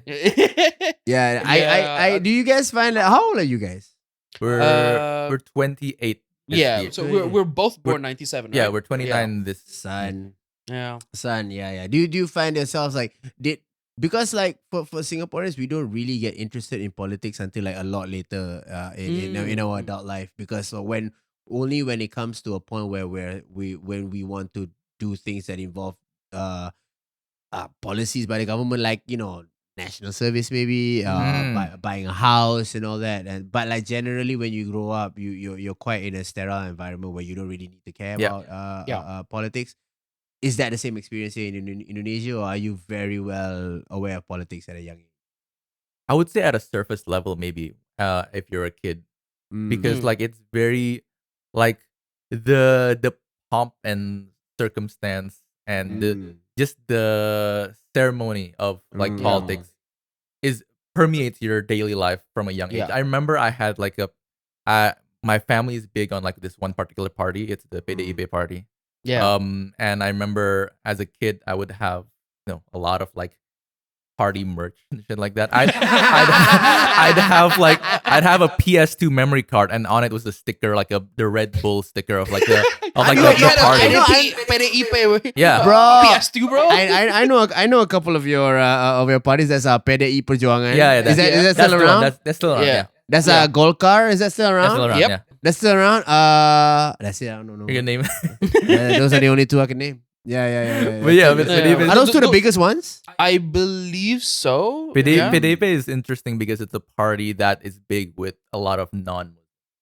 Right. Like in Bali, that's kind of like Bali is what you'd call the one of the kandang banteng, like the bull cage, something like that. Yeah, like which is Right. like where it's a stronghold for that particular Yeah. party. But anyway, yeah, it's like, you know, that's as far as like your exposure to politics from an early Yes. age, but Yeah. you don't really actually get into it or care into it. Similarly to like you, like you get into it like when you're older, or like at least past voting age, I suppose, you know. Yeah. Right. Hey man, shout out Indomie too, man. You guys, that's like probably one of the biggest Shout out. exports that you guys have. Yeah, Shout out Indomie, yeah, shout out yeah. Sampurna, you know what I mean? Yeah. Yeah. Anyone yeah. watching Yeah. from Nigeria, that's ours. It's not yours. Oh wait, hold on. Bro, go to war with the Nigerians for some fucking reason. Yeah, man. Bro, No, like- especially while I'm about to get some money out of Nigeria. Like listen, man. This prince texted me. This prince emailed me and said I'm an heir to their fortune. So I'm about to, no, my bad. But like, it's just talking shit. But like, wait, what's that whole? I saw that clip about the Nigerians and the Indomie. What's going on with that? No, it's because Indomie is just really huge in Nigeria. Yeah. So much- Right. Yeah. We also have a lot of factories there, Yeah. I think. Where they, So much so that a lot of Nigerians thought that Indomie was Nigerian. Oh, which is like crazy, dude. But it's okay. Yeah. Like I fuck with Nigerians, so you can, you know, I don't mind if y'all like it, but just don't claim it. You know what I mean? yeah, dude. Yeah, Yeah, you know, honestly. as a Malaysian / Singaporeans, like they don't like it when we claim. Yeah, we any don't. of their We stuff. already have Yeah. too many Indonesians. countries claiming shit that's ours. Yeah, what the fuck are we gonna claim, Maggie? Shit. Yeah. Yes. Some. Is Wait. I read 2 books. About. I don't know a lot about Indonesian law, but like Mhm. I think there's so much that happens in this part of the world. It's just so interesting. I read 2 books. One is called Snowing in Bali. The other one's called Hotel K. Mm. Right. Mm. And those 2. You get it at a Perry Place. Huh? Get it at a Perry Place. No. Because I think got- those they always have them in the Perry Place for some reason. But go on. Wait. Are those like the most mainstream books about Those Bali? are I know I feel They're like the one that's always at Yeah. you when you're like imported bookstores. Yeah. No, but they're always at an airport as well. Yeah. When you're like on an overlay, did you get them at like an airport or like No, I Kinokuniya or forgot where I something? got it. Okay, did you Forgot where I continue? got Sorry. Yeah, but yeah, go ahead, go. Yeah. So those 2 are the ones I remember like before that I wanted to go to Bali with a man. I want to see this. I want to see this prison, man. This prison is probably like Yeah. the most ruthless prison because like Robokan. Robokan it's sad Yeah. to see like the be the. You go out there, it's just another building. Yeah, it's in a the middle big of wall. Yeah, it's That's just it. another building. It's like it's just there, bro. I've gone Did you- past that building a couple Did you times. think yeah. did you think they give out tours or something, bro? Nah, I don't know. Like, I thought it would like be a fully guarded facility, but turns No, out, just the fucking place. yeah, it was just it's very casual. casual. Yeah, very casual. Yeah. You'd miss it if you weren't if you didn't know Yeah. what you were looking for. It's like in the prison, you could still hear the music outside. No, Yeah, yeah, bro. Yeah. very chill over there Oh somewhere. yeah, I'm sure it's real chill vibes in there, bro. Yeah. All good vibes in the Yeah. prison. From what I heard, Yeah, I yeah. have like friends who like live near there Mm. and know people inside. I suppose, which is like That's wild, interesting. man. It's wild. Yeah. Give me a It's plug in wild, there. it's wild. But yeah, Yeah. So We got- was that like your impression of Bali? No, my impression. Well, my impression of Bali has always and will always be Australian. Fuck. That's- You know, It's Russians now, bro. Yeah, it's Russians. Russians now. and yeah. Ukrainians Oh now. yeah, times have changed. know, Oh dude. shit! It's like yeah. people in Bali, they're like they're longing for better days with the Bogans now. Yeah. They're like Russians and Ukrainians are way worse apparently. Right. Oh, no, right, yeah. right. Like the Bogans are Yeah. even saying too many fucking, Yeah. too many fucking foreigners There's out here, fucking man. Ukrainians here, Yeah, like, yeah. like, Also, what caused that migration? The war. Yeah. The war, yeah. they were draft dodging, bro. Yeah. Because like I think a lot of like, and I don't know the statistics behind this unfortunately, but I think there was like a lot because like I think a lot of Russians who like just didn't want anything to do with the war. Right. They all just kind of like came Right, here. I right. don't know what the statistics are for like the Ukrainians. I've heard that it's like less than the Russians, but I don't know if it's significantly less or if it's they're still kind Yeah. of on par. But from what I heard, yeah, there's a lot of like Russians who are just like buying up land Mm. and just having like like building like Russian villages at that point. They're Are you called serious? yeah. It's basically just kind of like a just like buy out the Yeah. entire rice field, build a cul-de-sac, and they're all Russian Entire exclusive compounds. for Russian Whereas, like, influencers. Yeah. All you hear is Russian. Yeah, it's bad. Yeah. Yeah, I It's have like people that who work now. retail in Bali and they'd be like, yeah, it's good to know Russian. You get to know Russian. It is, unfortunately. So at really this useful. point, it's reached that level. Like yeah. Well, and is there like more and more Russians coming in, or is that colony, or is that You can call it that. whoop de doops? The Whoops. Russian. Or is that a different fla- it's a different that was flavor the this worst time. fuck up ever. That was the worst fuck up ever. Let's just take a pause. Breathe. That was the worst. Okay. Yeah. Community was what I was trying to say. Yeah. Right, The right. Russian community. Is that community expanding on its own now? Because I know you have like laws now, like very strict laws. You want to speak on that? Our resident Balinese man. Yeah. I feel again we don't have the data on like whether there's still more Russians coming in. Mm. I wouldn't be surprised if that was the case. But the thing is the problem is that once they're coming in, they're buying up property, right? Right. And there are supposed to be laws protecting against that. Yeah. As in like if you're not an Indonesian citizen, you're not allowed to buy and own property. Yeah, But yeah. there's lots of ways to circumvent that. And I believe a lot of the main ways they do is that they would have someone buy it on their behalf, a local buy it on their behalf, and but they're the ones still controlling it and profiting it Yeah. off profit. And they just off be it. like be given like a cut of the profit, right? Right. If even that, I don't know.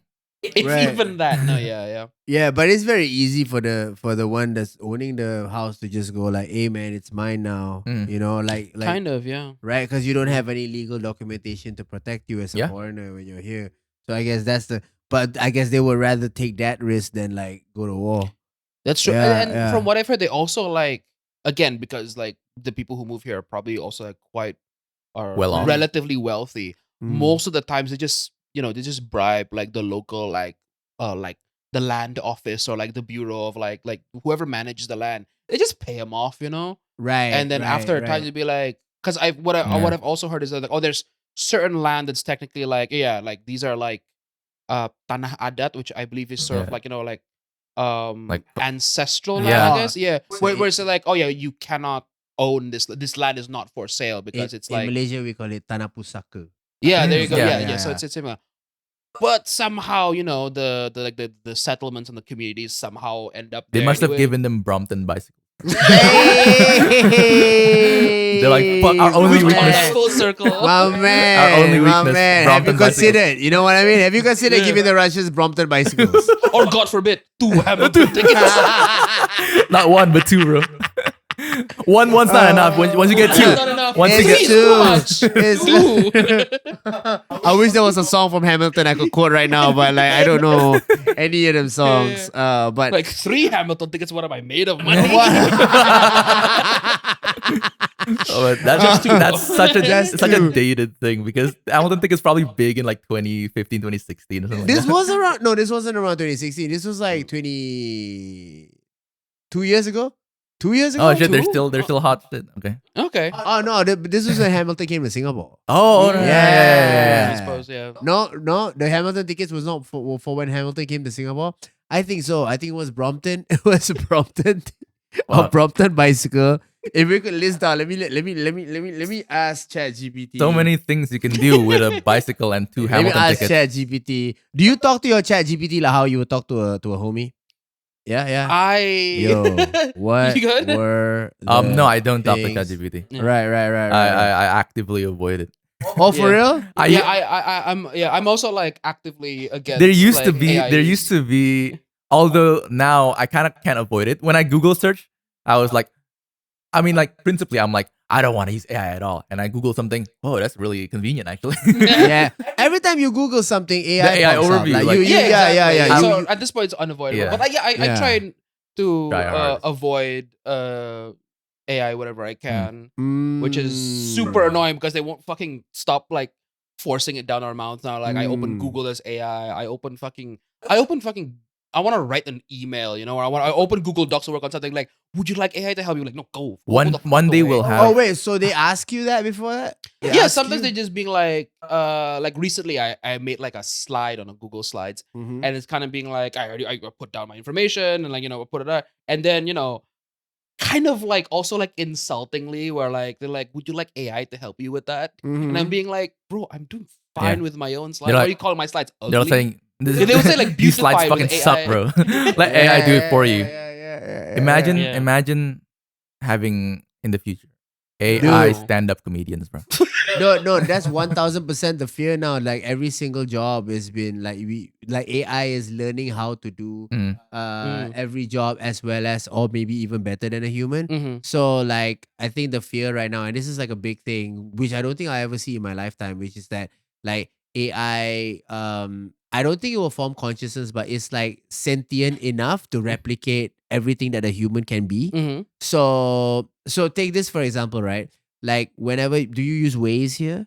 We use Google the app? Maps. Sometimes. Okay, but we so- also use So it doesn't matter. So Google Waze or Google is Waze or Google Maps, Yeah. right? They will usually take you through the route that is least congested from Mm. your place to your destination. Yeah. But let's say if he's also going to the same destination from the same place, it doesn't necessarily mean that both of you will be led through the same route Yeah. because it's not taking you through the route that's most congested and Mm. that's least congested. It is not congesting the roads by leading Oh, everyone yeah. out to make sure that there's an even flow. Yeah. So based on that alone, what's free will? You know what I mean? Like what? You know what I mean? Based on that That's alone. a big ass jump. You know what I mean? Yeah, no, based on that. Listen, man. You gotta listen to this conspiracy. Let him cook. No. Let bro cook. Let me cook. Let me cook. Let me cook. Listen, based on that alone, who makes decisions? You or the AI? And this is like a small. You know what I mean? Yeah, It's I just a get it. small That's kind of true, decision. Well, what's to say that like in new advancements, like technology Yeah. will determine your choice of your everyday choices. You I know? mean, yeah, exactly. I mean, it's like the algorithm thing is like choosing what you consume also, Yeah. because that's True. kind of like my fear. Like I'm unconsciously I'm on Reels or I'm on TikTok and I'm just scrolling. Yeah. Eventually, an hour or so, and I'm realizing I'm not choosing any of. I'm just like taking it in. I'm just Yeah, like being fed stuff, consuming it. Yeah. I think like this is big for that I always have in my head. This is a big thought I always have in my head, that the concept of memorizing and learning something would soon be obsolete, because like the idea of learning is for you to memorize information because information needed to be memorized. Yeah. But now that's not the case. You don't know something, you just Yeah. have to wait 2 seconds, Google that shit, and you'll know. Yeah. Right? So then you don't have to store any kind of information in your head. You don't even need to store phone numbers anymore. They really sound like a fucking old head right now, but I really, but I'm being for real. These damn kids, bro. Yeah, these Yeah. damn These kids damn with your kids. goddamn AIs. So it's just fucking Your screens and your iPads. iPads. Yeah. Yeah. So with that, right? Would then technology advance to a point where it's not really external anymore? It becomes something that merges with your biology. Yeah. So like if you had an implant, you know, where everybody now has access to information that belongs to an ether. You know Yes. what I mean? Yeah. So everybody now has access to information. So now both you and I are merely just vessels that you know what I'm well, that just I don't even know how we function, because like we don't even have to not know anything. Everything That's true. Yeah. you know what I mean? Yeah, Yeah. it's Yeah. on some like fucking movie hive mind shit. I'm pretty yeah. sure that could Yeah. be the plot of some movie that I haven't watched, but No, That's but yeah. that's the. Oh, yeah, go ahead. Yeah, I was Do you no, wanna- I was just gonna riff. I was just gonna say, yeah. Aren't you a stand-up comic? think that- Bro's on some cyberpunk shit right now. bro, my man, if you speak to any stand-up comic, this is what they do in their actual life. What do you That's how you think? get all This the is where the material. comedy comes from. That's Yeah. how you got the material. I think that's the plot of the Matrix, if I'm not mistaken. Yeah. I think A stand-up think- comedian goes into the No. I think he enters an ether. Yeah. That's all. I don't know. I haven't Yeah, watched it the is. Matrix, but I feel like that's the plot of the Matrix. Yeah. Yeah. That's yeah. No, yeah, because like I think a lot of people when they think of us like some cyberpunk shit, they're always like, oh yeah, you have like a little cyborg being like, let me just ask you right now, Uh-huh. if you were out on the street and your phone died, how lost would you be? Fuck, bro. I'm done, bro. I am done. Bro's You put me How at much of you my have man. merged? You put me at Block M. I am God. so willing to sell my asshole, bro, just to get home, bro. Do anything you want, Does anyone have a son. power bank? Take what? No, please. My phone dies. I am at the mercy of Jakarta, bro. I am at the bro. Just, bro. I can't even begin to Yeah. imagine. There's like real Yeah. panic, Yeah. real panic. I've lived you here for know? like 10 years and I'm like, fuck. And I'd Yeah. be like, oh God. That's That actually might fuck up- that yeah. recently happened to me because my phone just got absolutely fucked out of nowhere. Yeah. Like the battery got super bloated. Mm-hmm. And then I'm like, fuck, I can't use Google Maps, man. And I need to go to get this shit fixed. but thankfully, I'm pretty bad at directions. Even if I lived in the city for like a really long time, I still rely on maps. Mhm. It's mostly a me thing, but like thankfully the shop that I go to is like a shop I frequent. So as long as this is somewhere I've gone to at least 2-3 times and I don't stray away from anywhere else in that route, I'm good. Bro, the only place that I'm not afraid of my phone dying is Singapore, because eventually Big Brother will lead you home. Big brother Willie. Big Brother will lead you home, bro. Yeah. Like there's no way that you'd be really, really lost, you know, because everybody will just push you through where you're supposed to go. Yeah. Yeah. It's just, that's not, but it's very easy, you know. And also I lived there for a long time. Yeah. But also it's yeah, like you said, but over there, there's a lot more things that you can hold on to if your phone dies. But Yeah. if you're over here, you're fucked. Imagine if you're in some Like you ever go for like Mm. long drives here where you ever take a long drive to Bandung or long drive to Yeah, like, yeah. Mhm. you know, like a Yeah. rural part of Indonesia or Yeah. just to go see like some big mountain or something where you guys Yeah. like ride a Ford. See a big mountain. I don't know, It's man. like what we do in our pastime. Just go see a big mountain. Yeah. Do you? I mean, it is. Listen, a big Yeah, yeah. mountain in Singapore is a big. It's a wow, guys. Amazing. It's a big fucking deal, bro. Yeah. Like, you know what I mean? Like, we don't see mountains a lot. We have a hill that we call a mountain. It's called Mount Faber. Oh, you call it a mountain though? yeah. He called It's it called Mount Faber, but it's not really a mount. It's just Like it's, it's Singaporean tour guides being like, "Behold, our biggest mountain, bro." like, it's a it's hill. elevated land. Okay, it's not Yeah, even. there you It's go. not, yeah. But you know what I mean. Like Yeah. you ever take those drives and then like halfway through, then like your battery dies and now you're in the middle of butt fuck nowhere. Oh, Oh, that's just so- I take have- me, bro. So I'm gone.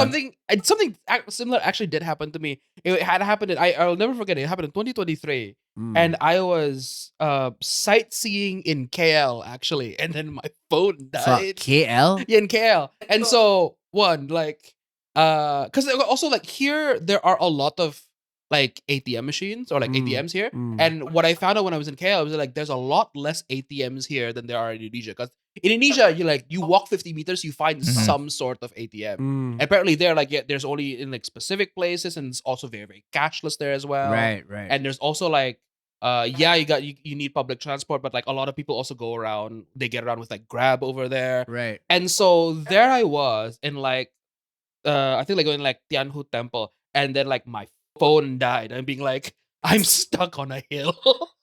Literally stuck It's a on a hill. mountain where I'm from. Exactly. Bro. And You then know what I like- mean? It's like fucking Everest where he's That's from, a bro. fucking mountain where I'm Yeah, from, sorry, bro. Was it? It's Okay, K2. I need to look up if that's the correct temple that I got. Wait, Batu Caves? You were stuck at Batu Caves? No. I think it was like Yeah lah, Temple Hill, Batu Caves ah. There's no other hill temple in KL, bro. Yeah. But Was okay. there a big statue? no, there was no big statue, but it was like I think it was I think it was called like Tianhu or something like that. It's like a It's like a Chinese temple. yeah, it's like a Chinese temple. I Right. may be getting the wrong Word. the name wrong. Come on, I'm not Right, getting. right, No, yeah, right, it is. right. Yeah, it is Tianhu Temple.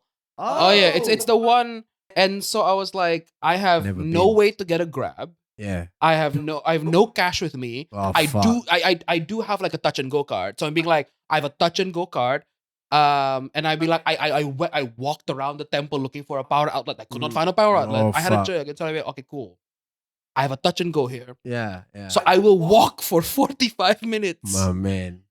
from Tianhu Oh, man. from Tianhu Temple all the way to like fucking Bangsar LRT Bro, station. it's the across sweltering in the fucking a sweltering literal heat. hill.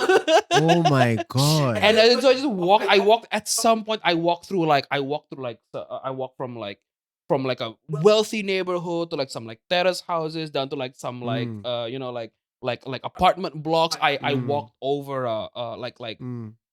like a dual carriageway at some point, some big like highway until I Yeah. find like 45 minutes later I arrived Yeah. at like You pass by the entire income disparity. You know, I just saw the entire. You traverse. it was, saw a, the- it was a vertical slice of KL life. I went, wow, this is the shit. And I'm being like, damn, this shit would never have happened if my battery did not die.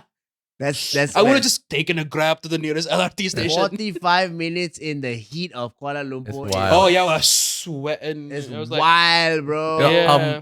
I mean, talking about getting lost, right? So Fadzri, I know that you're Mm. trying to branch out. This is a crazy ass segue, by the way. Yeah. Crazy ass segue. Speaking of getting walking Speaking of and income disparities. speaking of income disparity, Fadzri, you're a comedian. Yes. But anyway, yes. yeah. I want to get on track because I had a list of questions. I sent it to Kai, and we Yeah. haven't touched none of them, bro. Yeah. go for it. Sorry, man. You know, it's okay. I got excited, you know, and I know what you guys are about, and I was like, oh, I gotta ask these guys all this. I'm done with my Indonesia questions. After that, I'm done. I already touched on Indomie, everything. Indomie, Hotel K, Bali, everything is You know done. everything about Indonesia. Everything is Everything everything. there's No, nothing. everything that I have wanted to ask, I've already asked. So now you guys can ask. Oh my god. Take it away, man. Yeah, no. I had a list of questions because Mm. Kai, your manager, was like, What are the questions? Ah, shit, I have to make questions. Fuck, I got. But anyway, dude. Yeah, me and Dan, we both, in preparation for this, we watched your specials, right? Right. I watched So How, Yeah. Unbanned on Netflix. Oh, dude, I wish I could bury that 6 feet underneath. Yeah. I wish I could bury almost banned 6 feet underneath. I swear to God, I was so young back then. Right. Like, you know how Oh, sometimes really? when you look at yourself, like 10 years Yeah. ago, or Mhm. then you're like, oh man, fuck, no one. But like that, yeah. So that I got like, what did you saw the other one, the Too Real? I watched So How. So And How, also okay. Too Real on Netflix. Yeah, actually, so, I think I must Too have Real. watched Too Real rather than Unbanned. Actually. Oh, Then you were yeah, watching- don't worry. Yeah, don't worry, I didn't touch that one. No, don't watch Almost Banned. I fucking hate that shit. But basically, Now I want to right? watch it because I've only seen So How. Oh my God. Okay, so yes. Yeah. You've been like going around this past Uh-huh. year, right? You've been Mhm. doing tours, you've been doing shows Yes. in Japan, you've been doing shows in the States, in New York, right? And later this year, you're doing Mhm. Melbourne for Yes. like a whole month. Yes. Yeah, so like, while I'm watching your show, which is, by the way, this is not glazing. Like, it's actually low-key Word. really hilarious. Word. Yeah. High key probably, especially So How. I really like So How. Yeah. Man, that's my recent work. Thanks, man. Thanks. Yeah, it's Appreciate like hilarious. Like one of the bits that I remember is like when you talking about you talk to your nephew about how to confront his bully. it. Oh, He's like, yeah. I'm ugly, your mother ugly. Cracking shit up, bro. Yeah, but yeah, but yeah. a lot of the humor hits really hard for Singaporeans, Malaysians, Mhm. Indonesians even, Mhm, mhm. because Yeah. that's a very kind of like Southeast Asian Experience. experience, Yeah. right? But you're trying to expand to like an international audience. So Mm. do you find yourself having to kind of like adapt your material to suit Western audiences? And like, how would you even begin to do that? You know what I mean? Yeah, most definitely. It's something that I've been trying to expand on, and it's been something that I've been trying to work on this year. Actually, it hasn't. Most of my, a bulk of my material has been always been centered around race, cultural differences, and sometimes maybe lightly political differences between countries. And it's very Southeast Asian centric. But when I go to Western countries that have zero context, now not only do I have to draw context, but also I have to find things Mhm. that not just make us different. Now I have to find things that make us similar, and also find interesting things within the culture to introduce to them as a concept that's unique Mm. to us that they could learn from. So I think those two things are points where I feel like there's that challenge of trying to translate that across. Yeah. And I do that. But like there are things that like are very universal, like relationships. They're very universal. yeah. You know what I mean?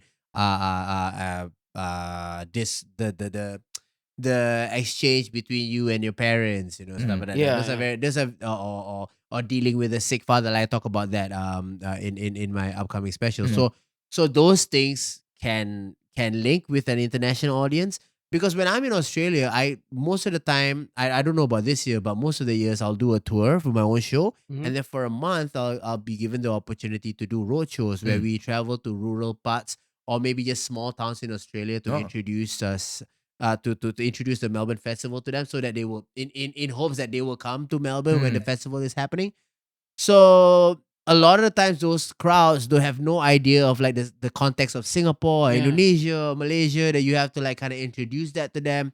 And yeah, definitely the ability to adapt to that and kind of find a link is definitely what makes a comedian better. And I find, and that's the reason why I'm always branching out.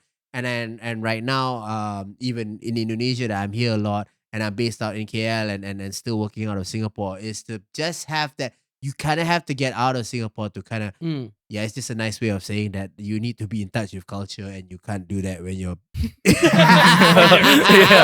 the uncultured Singaporeans, bro. no, uncultured. It's just you gotta get in touch with the grid. So Yeah. so that's the experience right there, lah. So and it's I wouldn't say it's the easiest, but every year I find a way to get over a barrier. Yeah. Mm. So in hopes that it all stacks up in like 5 years time, where Yeah. I'm a totally different comedian. So that's Yeah. that's the Have- hope. Have you ever had? Do you have material that like when you're still confused about like, oh, I don't know what works with this crowd, with this culture? what do you have like material that's like works every time, or is that really different Or everywhere? like a bulletproof set. Yeah. Like a bulletproof set. I think I have generally a couple of jokes that like I know that like these 5 minutes if I do it I won't die. You Okay. know, and I mean I'll Yeah. get like I'll get a good enough reaction for me to be like, all right, that was a passable set. You know, that was a good yeah. set. But again, there's that excitement of like I know when I'm performing to my people, like I know exactly what they want to hear, and I know Yeah, exactly yeah. what I can say.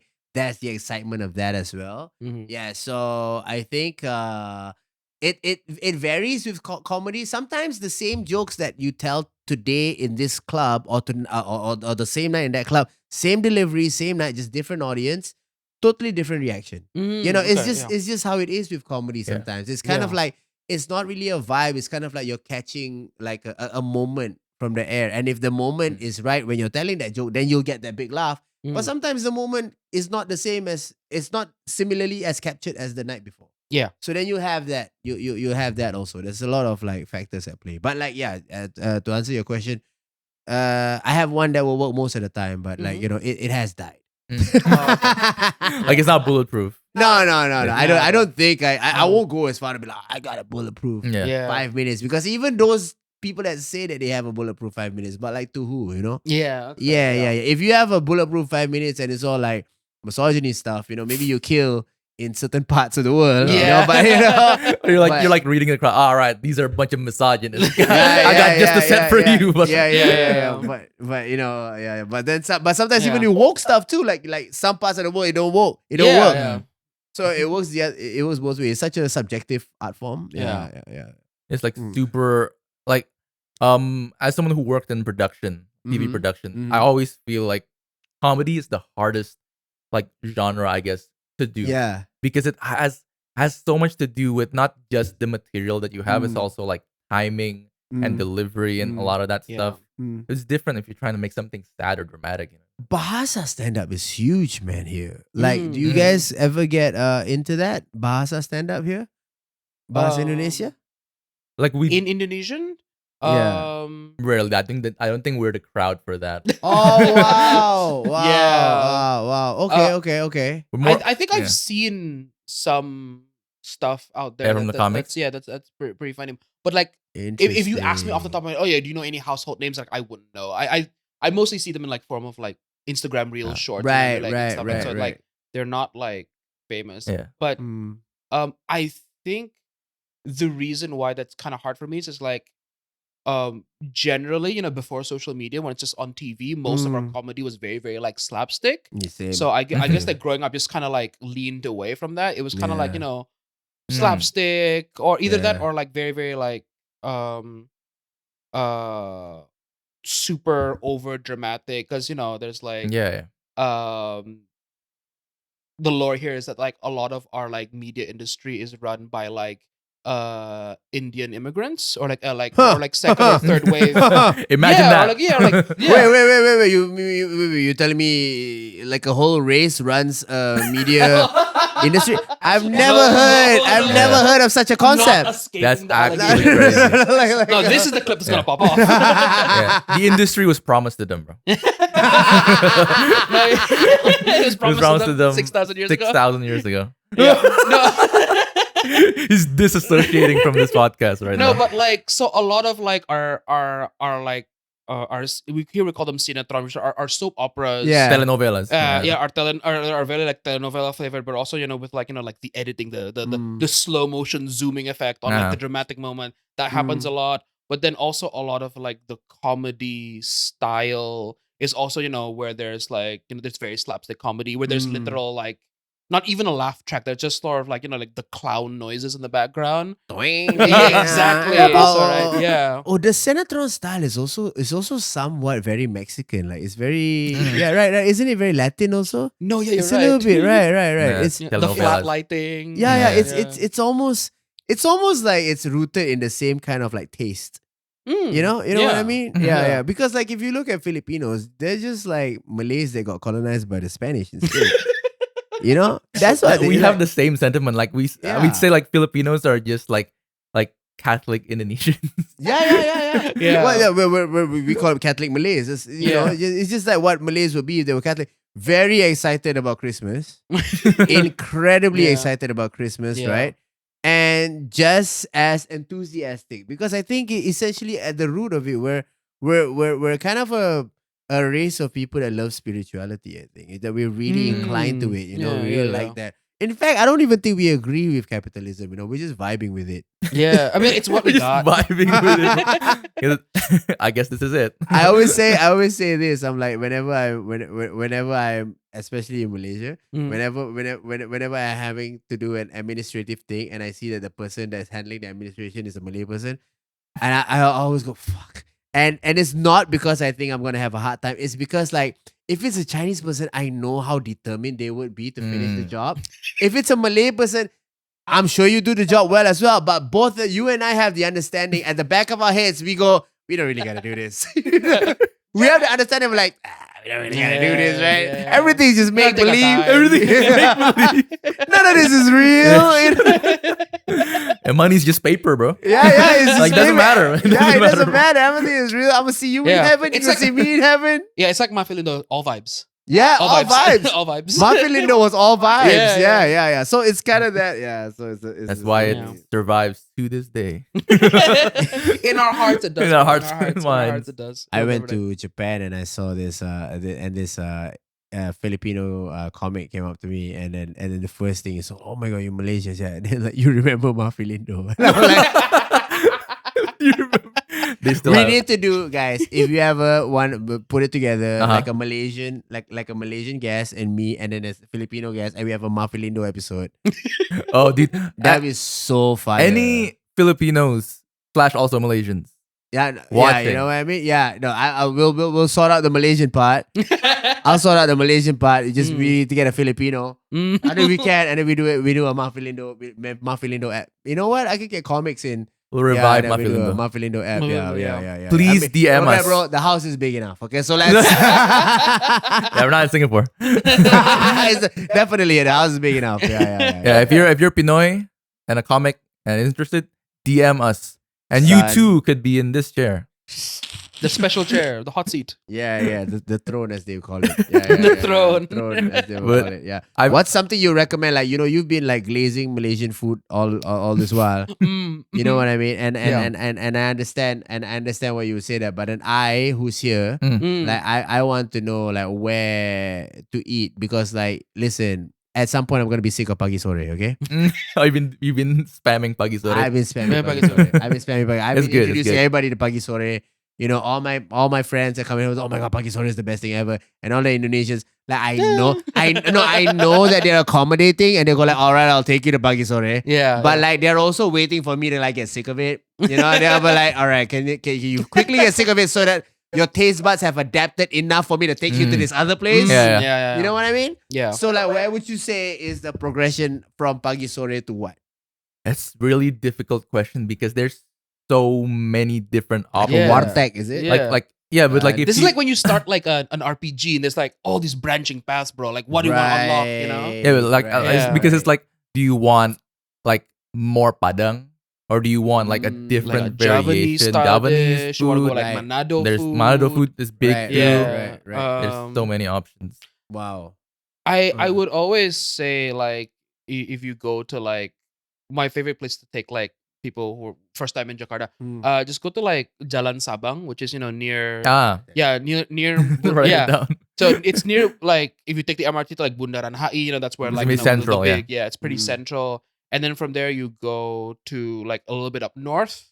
It's between where Bundaran HI is and where Monas is. It's like Mm. in between there there's a lot of like, and Jalan Sabang has like a bunch like street food. Yeah, it's like Right. nasi goreng Yeah, Sabang, right? Yeah, nasi goreng Yeah. Sabang. No, but the one I always take people to is like, I don't know if you know like Sarina, which is like a pretty big like Mm. department Mm. store where they sell a lot of like local made products. Like you want to get a batik this or that. And then Mm. across the street from there, there's like a satay place, and that's excellent. They have like satay kambing, which is like mutton satay. They also do like Right. beef satay, Mm. Right. and they have like the soup. And then I always take people there. They always just love it.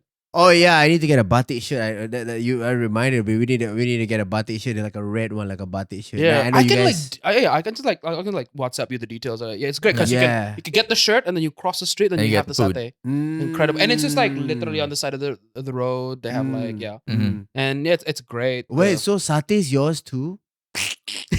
It's always been ours. It's always been. Yeah, someone just Always stole been, it. Wait. You mean satay, the one that we have in Malaysia? That's yours too? Oh, That's crazy. I don't know.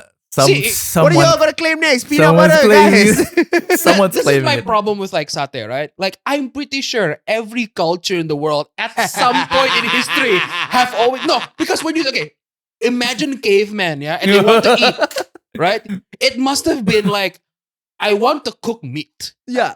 Where do I put the meat? What if meat stick? Meat on What a if- stick.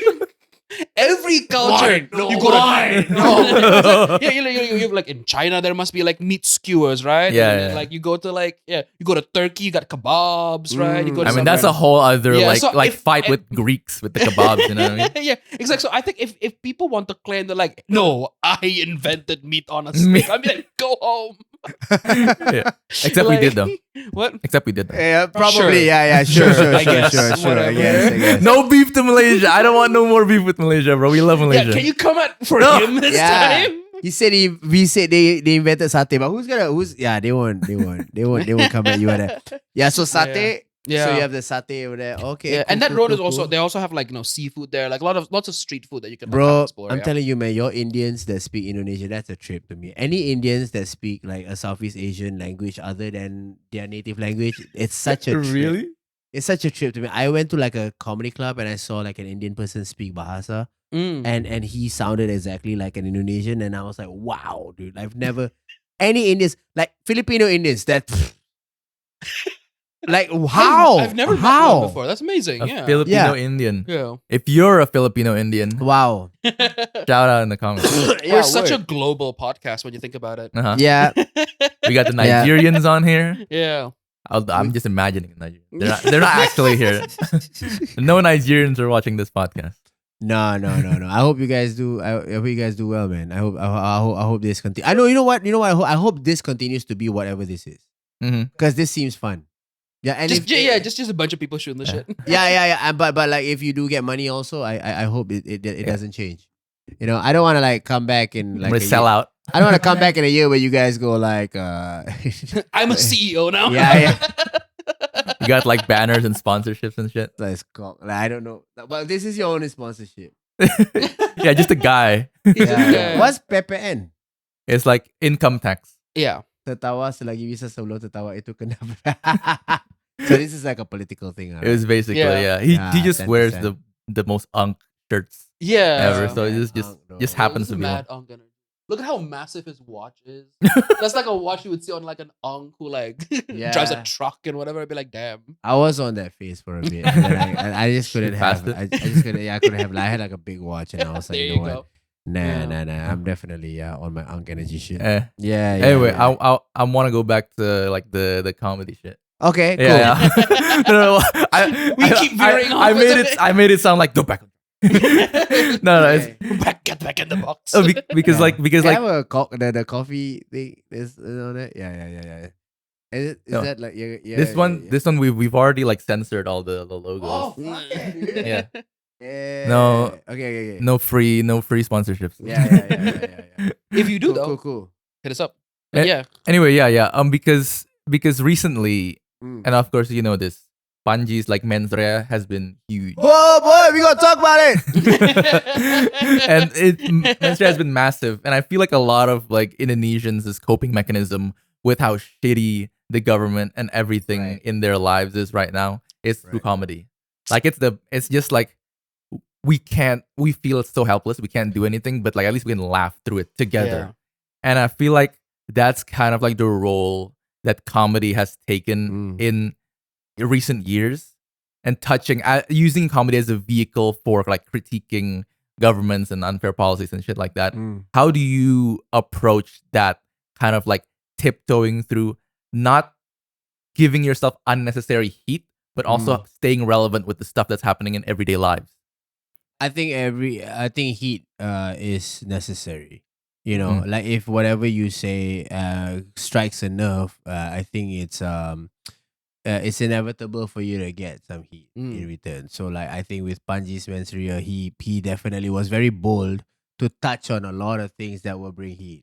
So that's definitely something that's like very admirable on our ends as comics, because like art at the end of the day is rebellion, you know, and I think for him, like, he stood by the art, and that's what makes him such a big comic.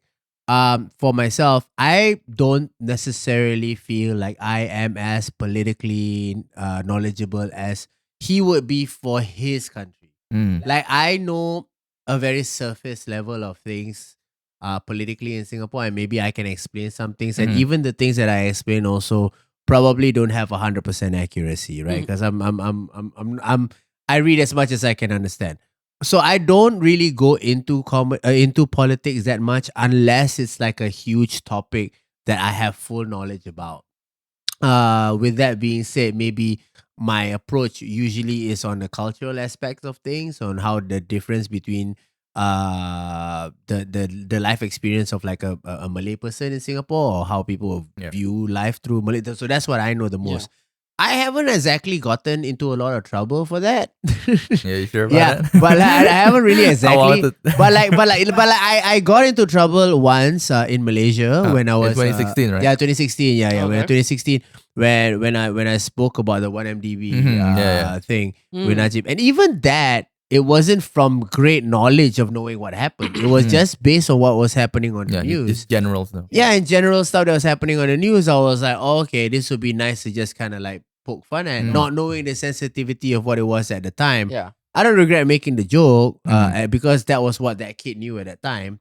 But yeah, when I got into trouble at that point, it was definitely a taste of what could be at a smaller level compared to, I guess, what's Panji's experience. He's got like whole mobs against him, right? Like, I didn't have any of that. I had like a small little protest, but like You get a protest. yeah. I was just like a 5 people holding As a treat. printouts of me, and I was like, oh, that's so sweet, bro. You're like watching it like, man, I wish it was bigger. Yeah. It was actually quite flattering, but because then I was like, oh, you took the time to print out my face on your printer. That's crazy. So yeah, when I was going through that was that was what on a smaller scale of what I could experience, and I think at that point I don't know if I've changed anything. Maybe in time, maybe I kind of like steered myself away from things. I do think sometimes when I write material, sometimes I'm like, oh, will I get in trouble for this? But like, sometimes when I feel like, oh, I might be, but it's definitely something I want to say, then I'll just do it. Like for example, my next special that's coming out, I have a special that's coming out maybe around Feb and early March, depending on when the editing is done.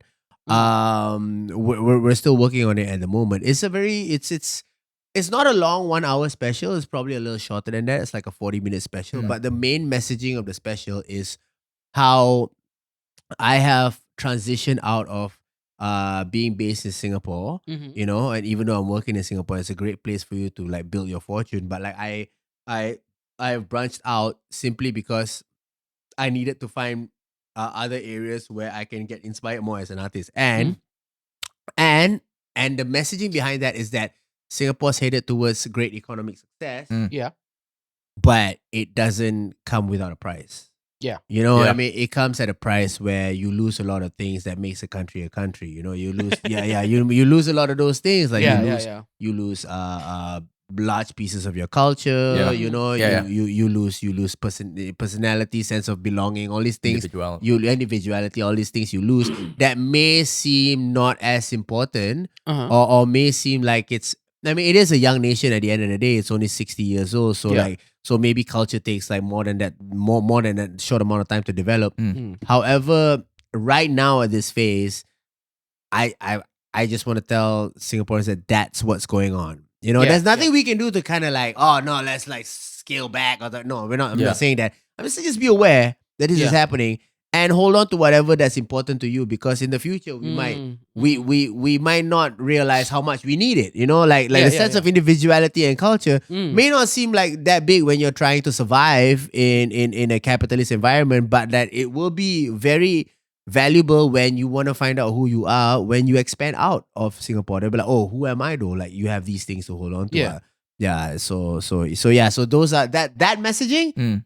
Definitely a polarizing opinion piece, simply because some people will be like, yo man, just because you think you have it, man, like not all of us don't like it here. Some of us actually enjoy staying here, some of us actually think this works, some of us actually love it, and that's fully respectable. But then I'm willing to put that out simply because like a piece like that needs to exist so that people just think, that's just what so with that I don't mind getting in trouble for. Yeah. But depends. If everything comes, just don't come too hard. I get anxious. Because Singapore's notoriously kind of like harsh on stuff like that. Am I right? It depends on what you talk about. It depends on what you talk about. I think well, we're not shy from our defamation suits, we're not shy from it. We're not shy from it. It's a shared hobby. It's a shared hobby. We love that too.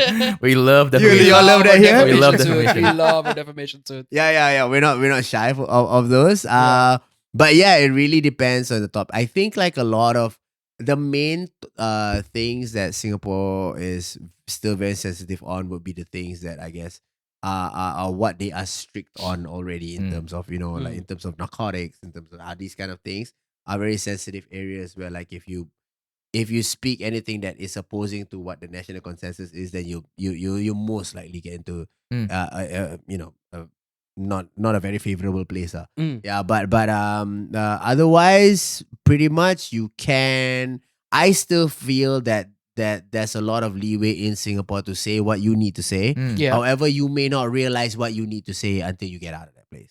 You gotta get out to be like, oh shit, I see it now. But when you're in it, you can say it, but you don't really know because everything seems all right. The utopia. Everything seems all right. Does it make you feel less anxious that you're not based in Singapore?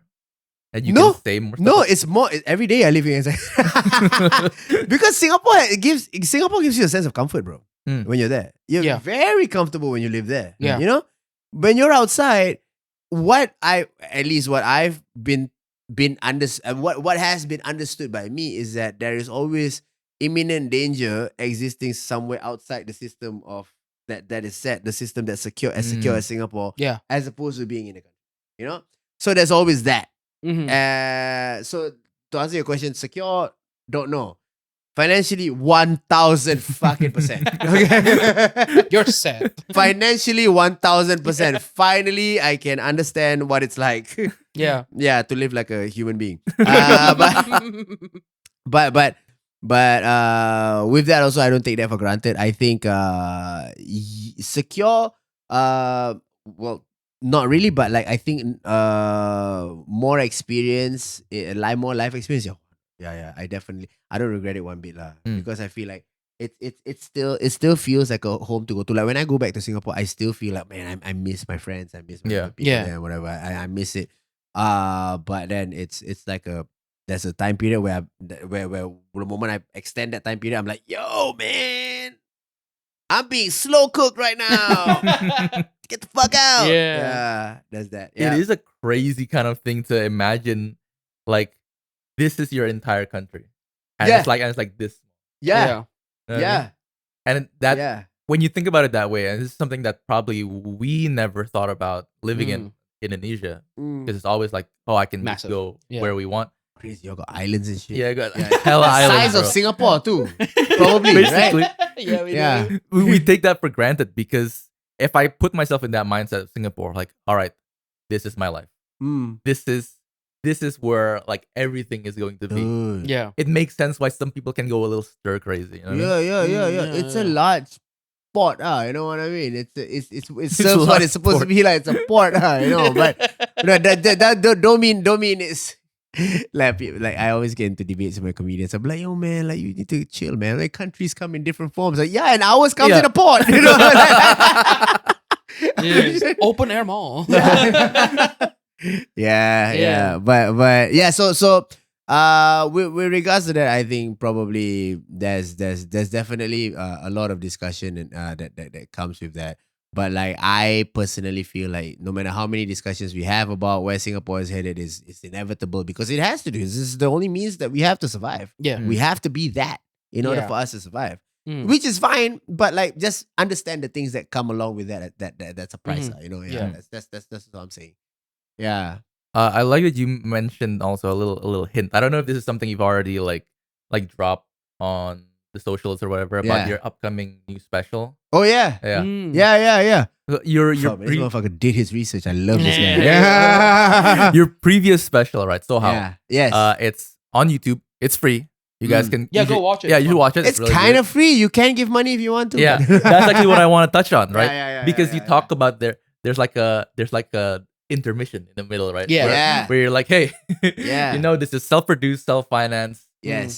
Please donate anything above $20 Yeah. into the thing Yeah. in PayPal. Yeah. Yeah. I just wanted to know, like, is this first of all, like, why you chose to put it Yeah. out there for free and also Okay. like Yeah. self-finance, Okay. and also how is that working out for you so far? Oh, dude, I love it. I'll answer the second one first. Not very well. Oh no. Donate right now. No. No, I'm just saying that to be funny, but like you. I think I got back what I invested, and then like with a little bit. Okay. Yeah, you can expect, Mm. you know, but Yeah. I released it on YouTube simply because after 2 Netflix specials, I told myself like, okay, this is the reach I can get with a paywall in between. Mm. And I'm thinking to myself like, at the end of the day, how comedy should be served is it should be it should be served to the masses. It should be like, you know what I mean? Like everybody should get it. So like I thought like, man, if I put this out on YouTube, then the whole world can Yeah. see it. It's not just restricted to the countries that Yeah. that have the Netflix subscription. Mm. It can be everywhere. You don't need a subscription. You can and that way the message gets spread faster. Mm-hmm. You know, and the comedic senses that because like ultimately with Sohao it was like I just wanted them to see the diversity within the Malay culture. That's it. Mm. Everybody thinks of the Malay Yeah. culture to be a certain type of way. I just thought with Sohao you'd be like, okay, Yeah. there's Malays, but Malays they come Yeah. in different forms. Yeah, Right? yeah. So that's what I wanted to show.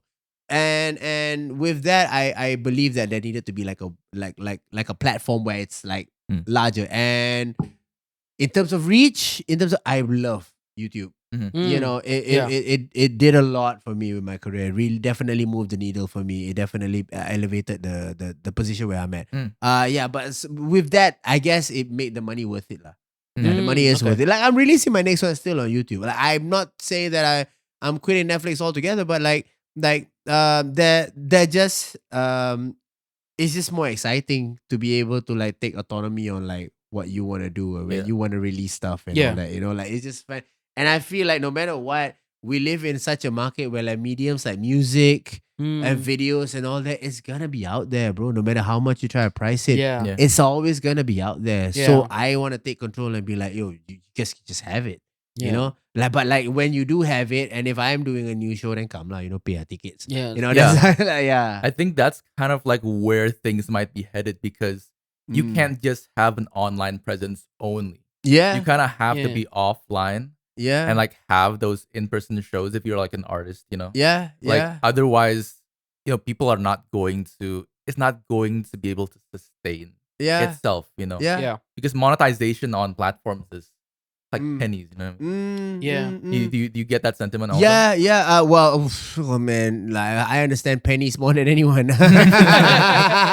Yeah. But yeah. It's definitely. I think the money that comes with comedy, you have to kind of trust that once your art is out there, the opportunities that come with you hopefully would just would present itself. But if it doesn't, you kind of still have to create your own opportunity. It's really a Yeah. constant grind. That's why with like Mm. platforms like this, man, like you're doing what you love, but at the same time, also you guys kind of have to like keep doing it Yeah. and keep Yeah. grinding because like it's kind of like a self. It's a self built effort now. You can't rely and wait on something to happen. Sometimes you get that corporate call, or you get that campaign, or you get that, and that will like set you up for like the next 3 or 4 months. But most of the time it's you just hustling, you know. Like the Australian tour is stuff that we built on our own backs. It's not like, you know, we work with organizations, but like, we work with festivals, but it's stuff, you know, Kai and I built on our own backs. And even the like trying to expand in Indonesia also is something that I just found interesting, you know? Yeah. Yeah, I don't I don't necessarily think it's the most lucrative choice. True, yeah. yeah. But at the end of the day, I think reaching the people here is more exciting than to think about the money. Like, you know, like the money, as long as I'm not losing money. I am losing money. Oh, But no, Yeah. I'm not. But at least you're making up for it in like, I think like the diversity of the experiences that you're getting versus just one thing.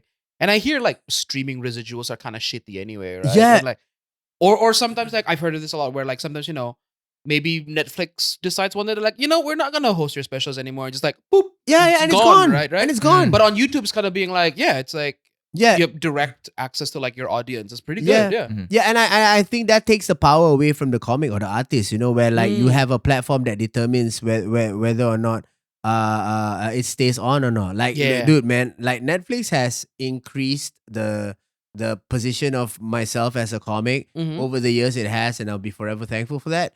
And we have a good relationship. However, I do feel like post that there needs to be another form of growth. You know, and yeah, putting it out on YouTube has definitely helped me, and I think that's how media is consumed now. With also this not being an exception, all these clips that you do, all these clips that you have on is free to consume. Yeah. Right, with anybody that's free to talk shit about it in the comment. Yeah. So like come at us, bro. the reach of it is like, I feel like Yeah. at least for us, we gotta get there first Yeah. because we want a widest possible kind of like fan base, I guess you would say.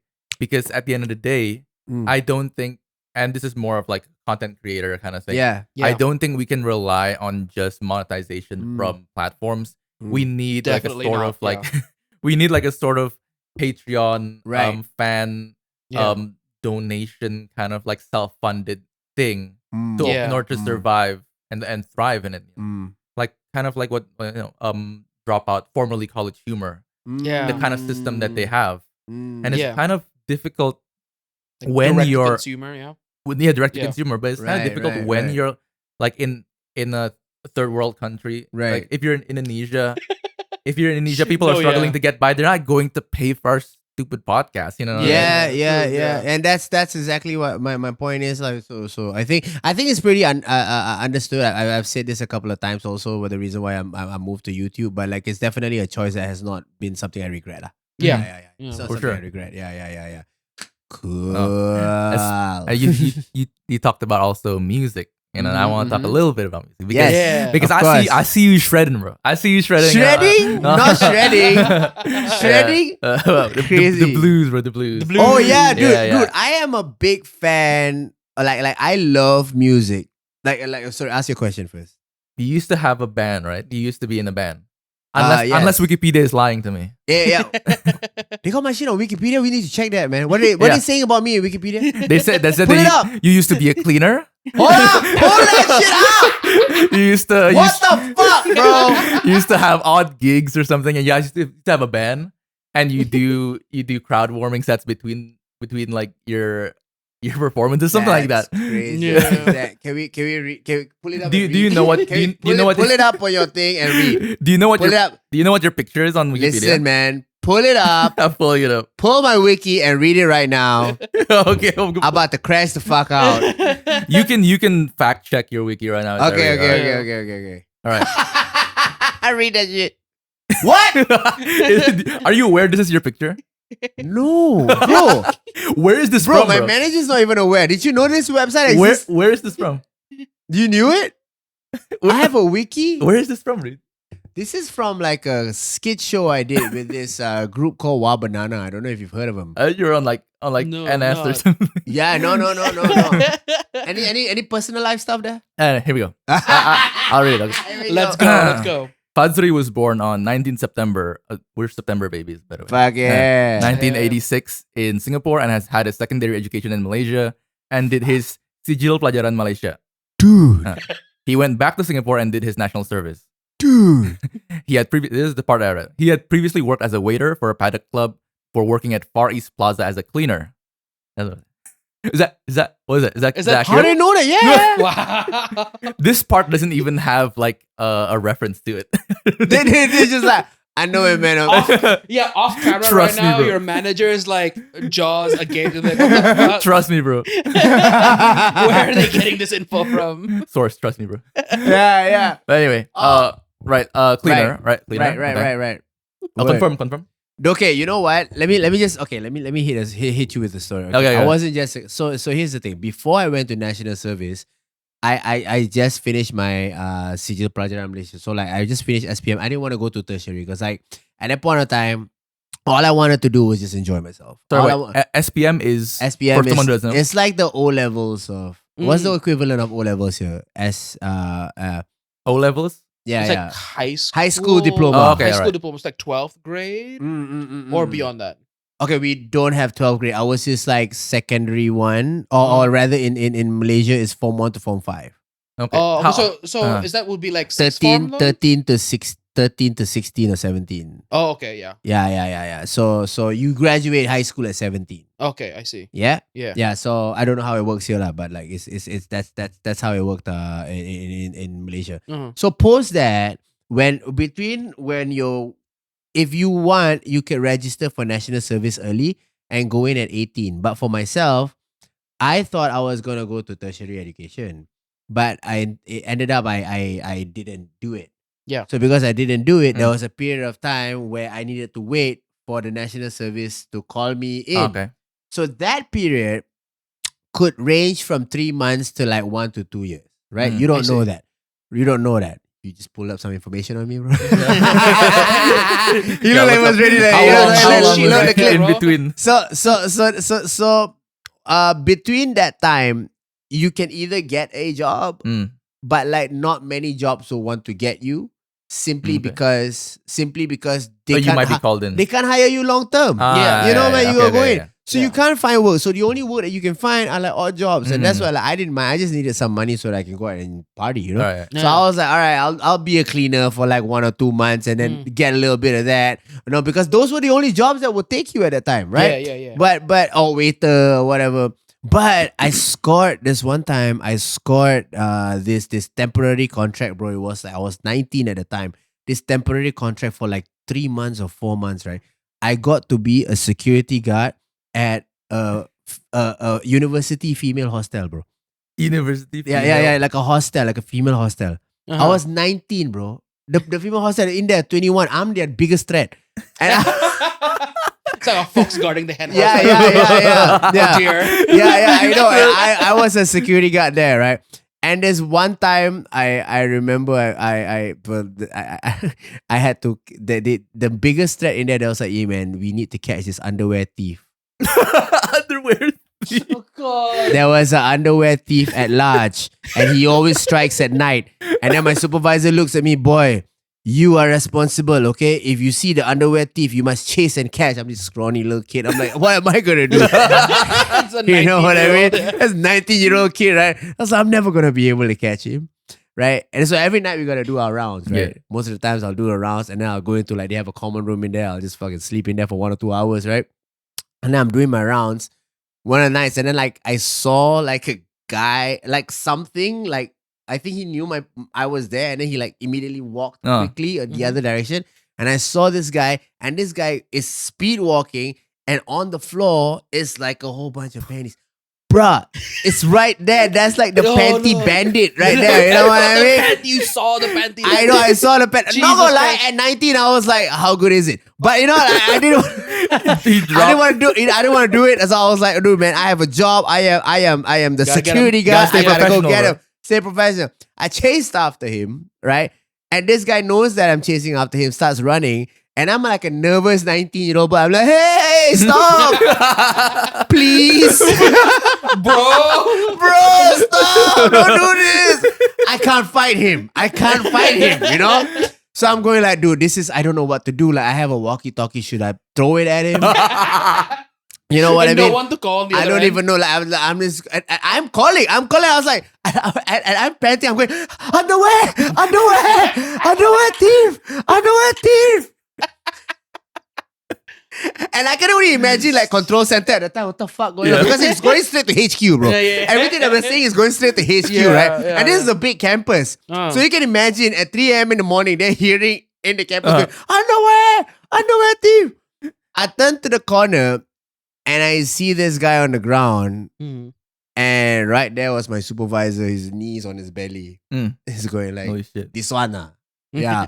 But then as he's there, my supervisor had the underwear in his hand. Cash already. I'm like, put it down. No, don't stop waving I it know, around. they're gonna catch you. Stop, it's not. Put it down. Don't get your fingerprints on there. Yeah. So right a month after that, I got enlisted into NS with that experience. They need to update that Wikipedia page right now, bro. This is critical information, right? Yeah, Incredible. They didn't put this on the Wikipedia. Yeah, it's What a so tangent, bro. stupid. So stupid. Yeah. Underwear thief. It's the adventures you're on at 19. It's just wild shit. It's wild as shit, and you're so nervous at 19, bro. You barely hit puberty. I mean, at least for me, my testosterone hit very late. I was still I was still very effeminate.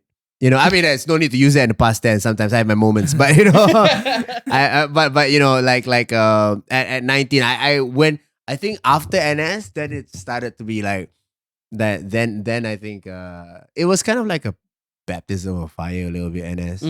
I think for a lot of Singaporeans, NS kind of just feels like your preparation through the corporate world, because we're not really prepping for any kind of war. You know, I mean, I was a police officer in NS. A police officer. Yeah, like I MB, trained. Yeah, I trained. I was training like young kids to shoot guns. I like how your reins are, man. It comes in for like 3 seconds and leaves. I know, I know, it's very moody. Vibes again, vibes. There's the bits. vibes. Yeah. So that's the. I like how this podcast also the lights change halfway. You know what I mean? Like, Dude, I swear, we look through the fucking video every time. You skim, this is gonna be fun to edit, I'm you sure. skim through the timeline and it's dark light. It's fucking nuts. yeah. It's fine. Wait, you Like- guys so you guys take this and you guys edit it to according to story or according to what? According this- to we just like No, so the raw form will be up on YouTube, all like the full 2 thing. hours and 11 minutes of it. Right. And then 2 hours, 11 minutes and more. I edit the long one, and I just make sure like, the audio's okay, and then I send it to him, and then he's the one who clip farms it. Okay. Want to go back to your Wikipedia? Sure, man. Sure.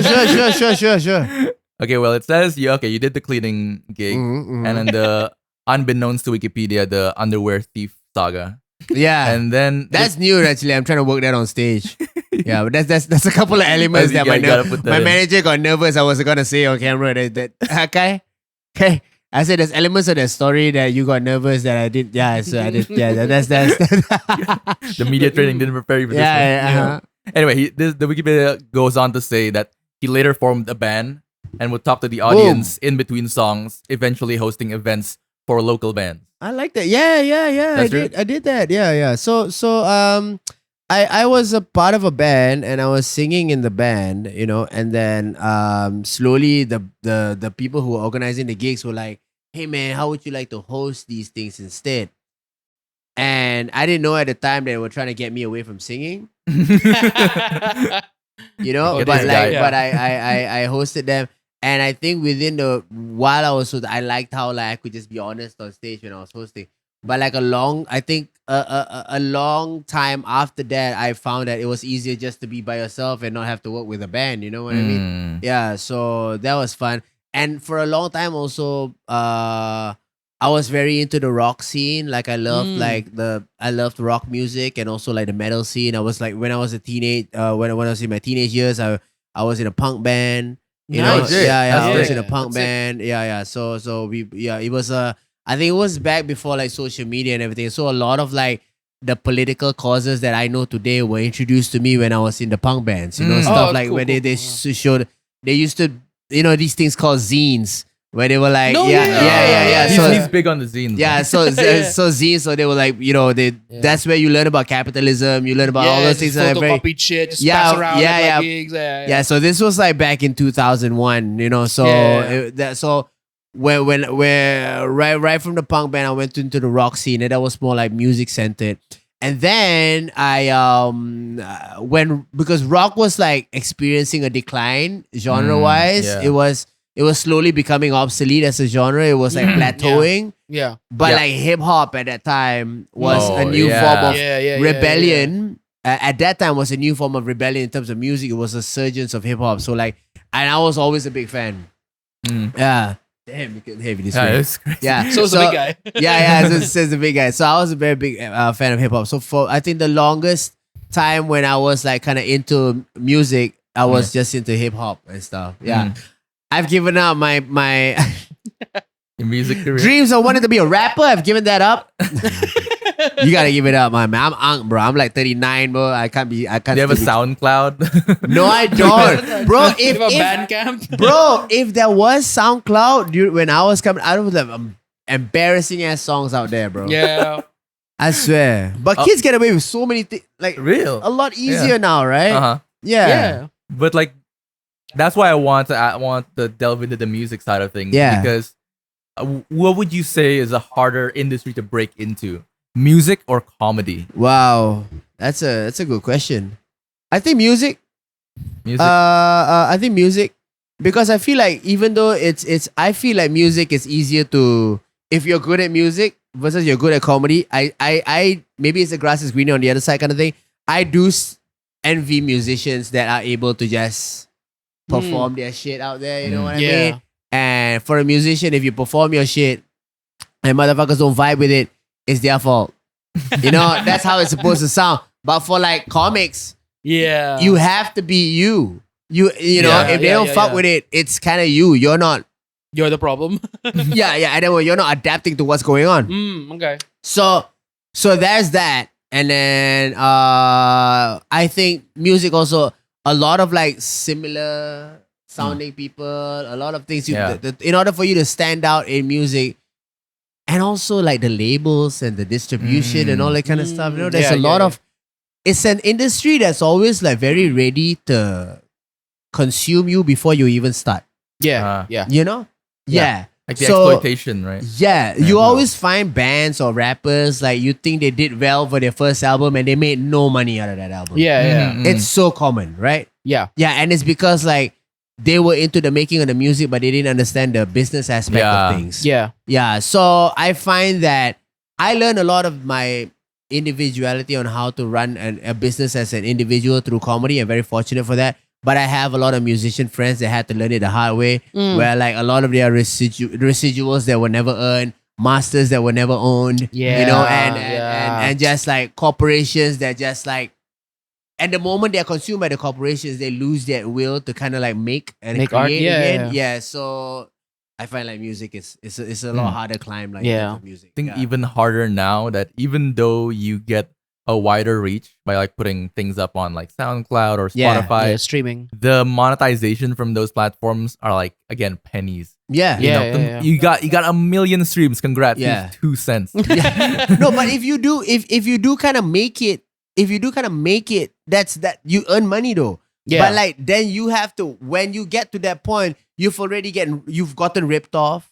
You know, Yeah. you by the time you've gotten ripped off. You know that AC/DC You've been through song. so much. It's yeah. really for me to mention this right now. You know this AC/DC. AC/DC song. It's a long way to the top if you want to rock and roll. Yeah. Like in that song, it says like getting ripped off, getting like like in that song, it really just tells you that look, it really is a long way if you want to rock and roll.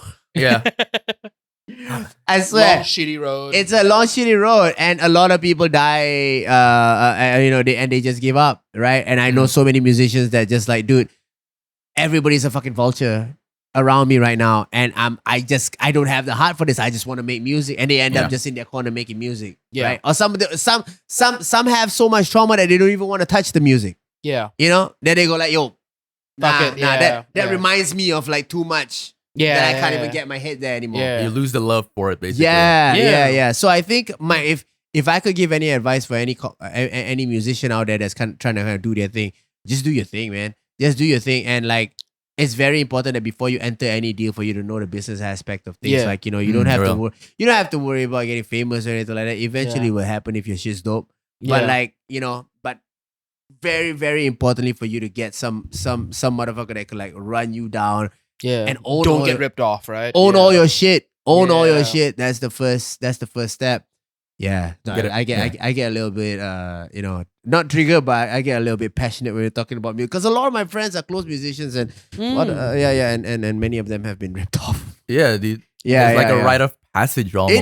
It is, Yeah. isn't it? Right. It is, isn't it? And if you survive that and you pass that, then you actually become more successful than you're set out to be. Yeah. But not everybody can survive that Yes. first rip off. You know what Yeah. I mean? There's like a survivorship bias to it, right? Where like we only get to hear like the big musicians and like we don't know Yeah. about all the people who like never made it to that. Yeah. Yeah, there's so Yeah. many people who just like, just gave up along the way, which is kind of Yeah. sad. Yeah. I mean, we got Yeah. one right here.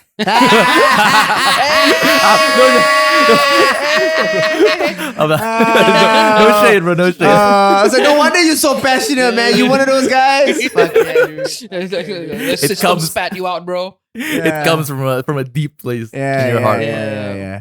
Cool. With like the whole comedy thing, like you said, you were gonna do like another special, right? Mhm. Is that also gonna take place? I mean, like take the form of like Sohao in the sense that it's self-produced, self-financed. Yes. It's gonna be out for free. Yes. It's definitely everything in the form of Sohao. Hopefully with more money this time coming in. Let's From apparently there's a button on YouTube that you can you like a money button. You know this? Like maybe I tell my manager this. There's a money button on YouTube that I can put if I upload it. So if there's some way that we can get that money button going. The money button. There's literally a button that has $1 on it, where like, you click on it, and then like when you comment, they can show you how much you donated at the side of that comment.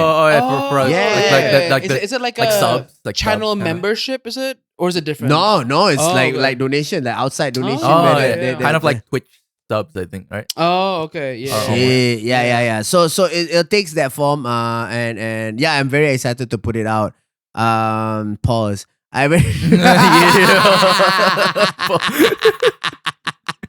Pull what up? Yo, what? There you go. Mm. Yeah. But I'm very excited because it's definitely like right after Sohao, like Too Real was kind of like the transition into that Sohao style of stand up. Yeah. I think this one really has. I'm actually very excited. Even my manager hasn't seen it yet, so I'm the only one that has seen it. Together with the guys that are editing, and yeah, I'm very excited to have that. So like, it's gonna take the same form. Mhm. And yeah, it's gonna be out. Watch out for it, like maybe late Feb, Late Feb. probably during Ramadan. After, I'm trying to aim for it to be like during Chinese New Year, because Okay, that's yeah. when everybody's so festive. That's Yeah, when yeah, Chinese yeah. people are spending money. Yeah. Yeah. I do Hit a the lot. money button, Bro, I do a lot. I do a lot of punchlines in in Mandarin now, simply because I want an audience with a disposable income. That's actually so real.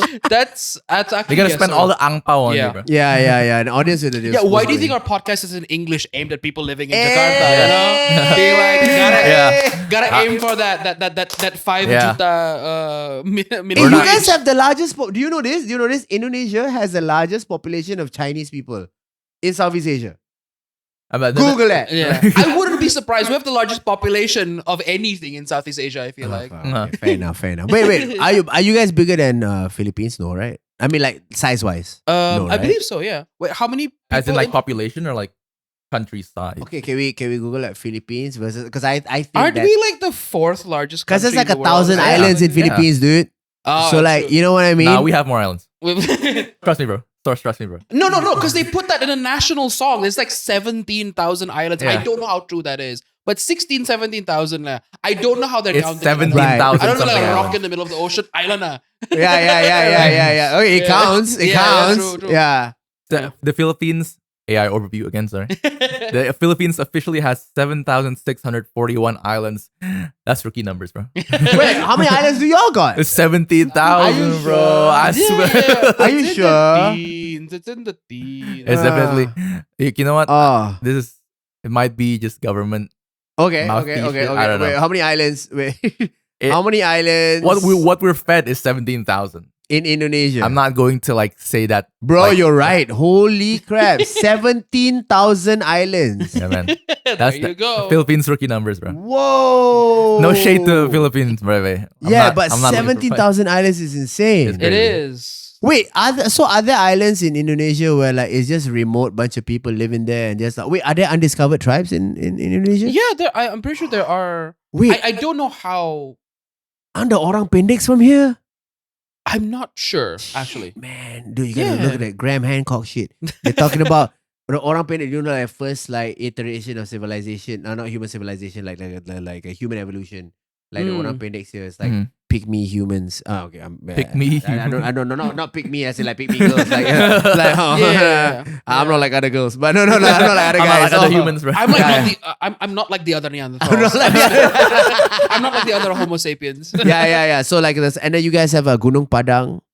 Yeah, so that's the one that I've heard where they're like, I think, they've found some form of like early humans here, but I don't know like how Yeah. deep that goes. But yeah. Gunung Padang is said to be a pyramid. No.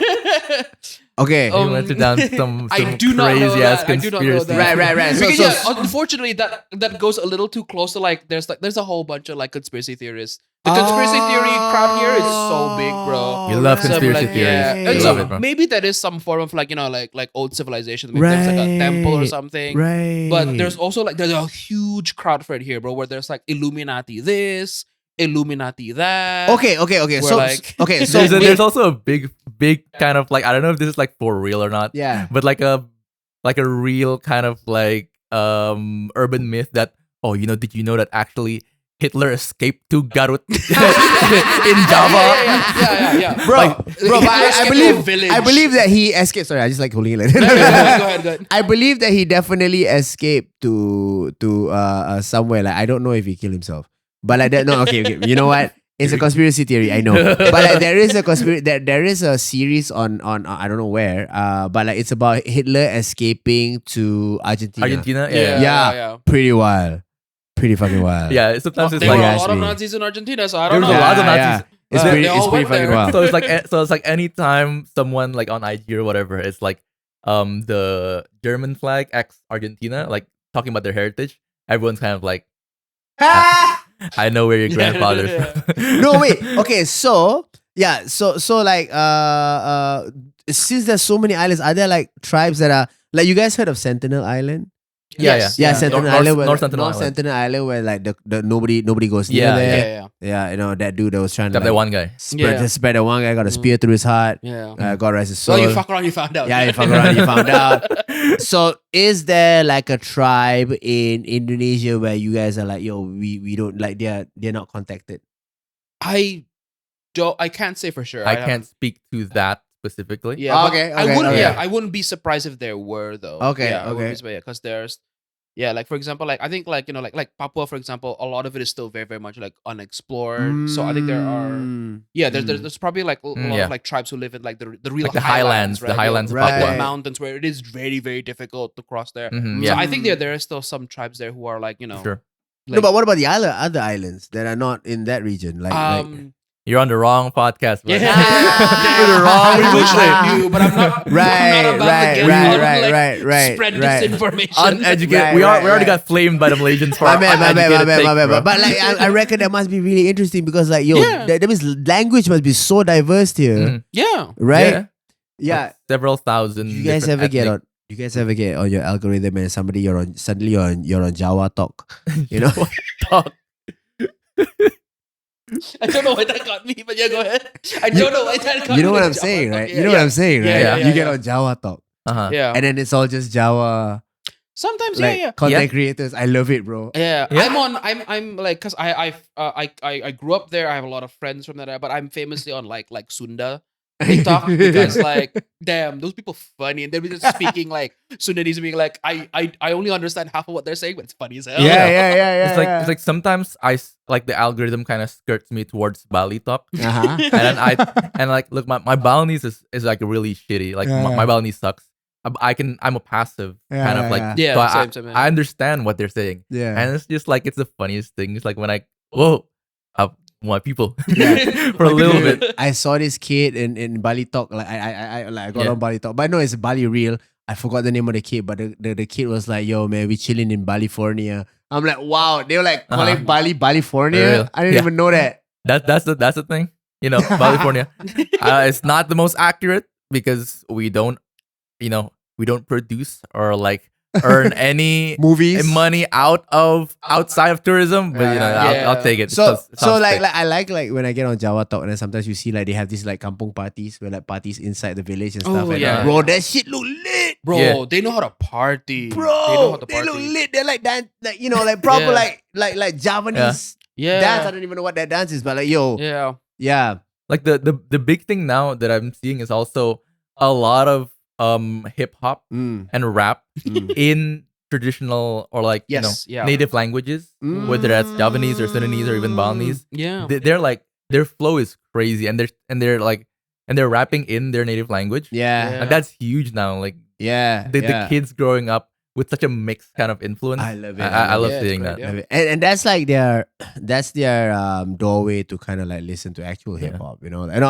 I say Yeah. actual hip hop, like the like hip hop where it originated from, like Yeah, English yeah. English hip hop. Like, I mean, they that'd be- probably took a lot of cues from yeah, Yeah. like classic hip hop, because the Mm. flow is very Yeah. you could say it's kind of more like drill or trap. Do you feel I like guess that's now. growing right now in this part of the I world? feel like definitely. Yeah. It's growing for sure. Like there's an audience for it. And there's an audience for hip hop and that style of hip hop, which Mm. didn't exist prior to, I guess, the recent decade. Yeah. I Mm. think Mhm. yeah, like the SoundCloud culture, like SoundCloud rap culture used to be like very cringe in like the 2010s, right? But mm. now it's like now it's like the thing, right? So I think Yeah. a lot of it's borrowing from there.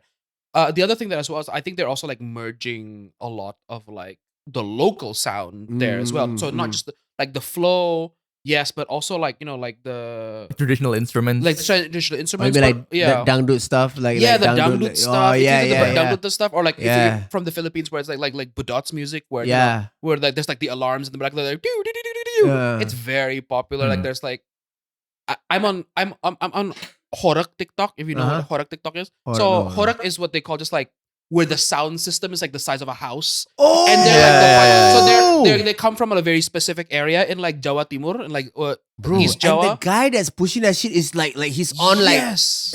10 minutes of sleep. You know, like he's just 3 days awake and like he's just there. exactly. Like, yeah, But also his he's- production is amazing. He's like blasting music. Like I know that. I know that.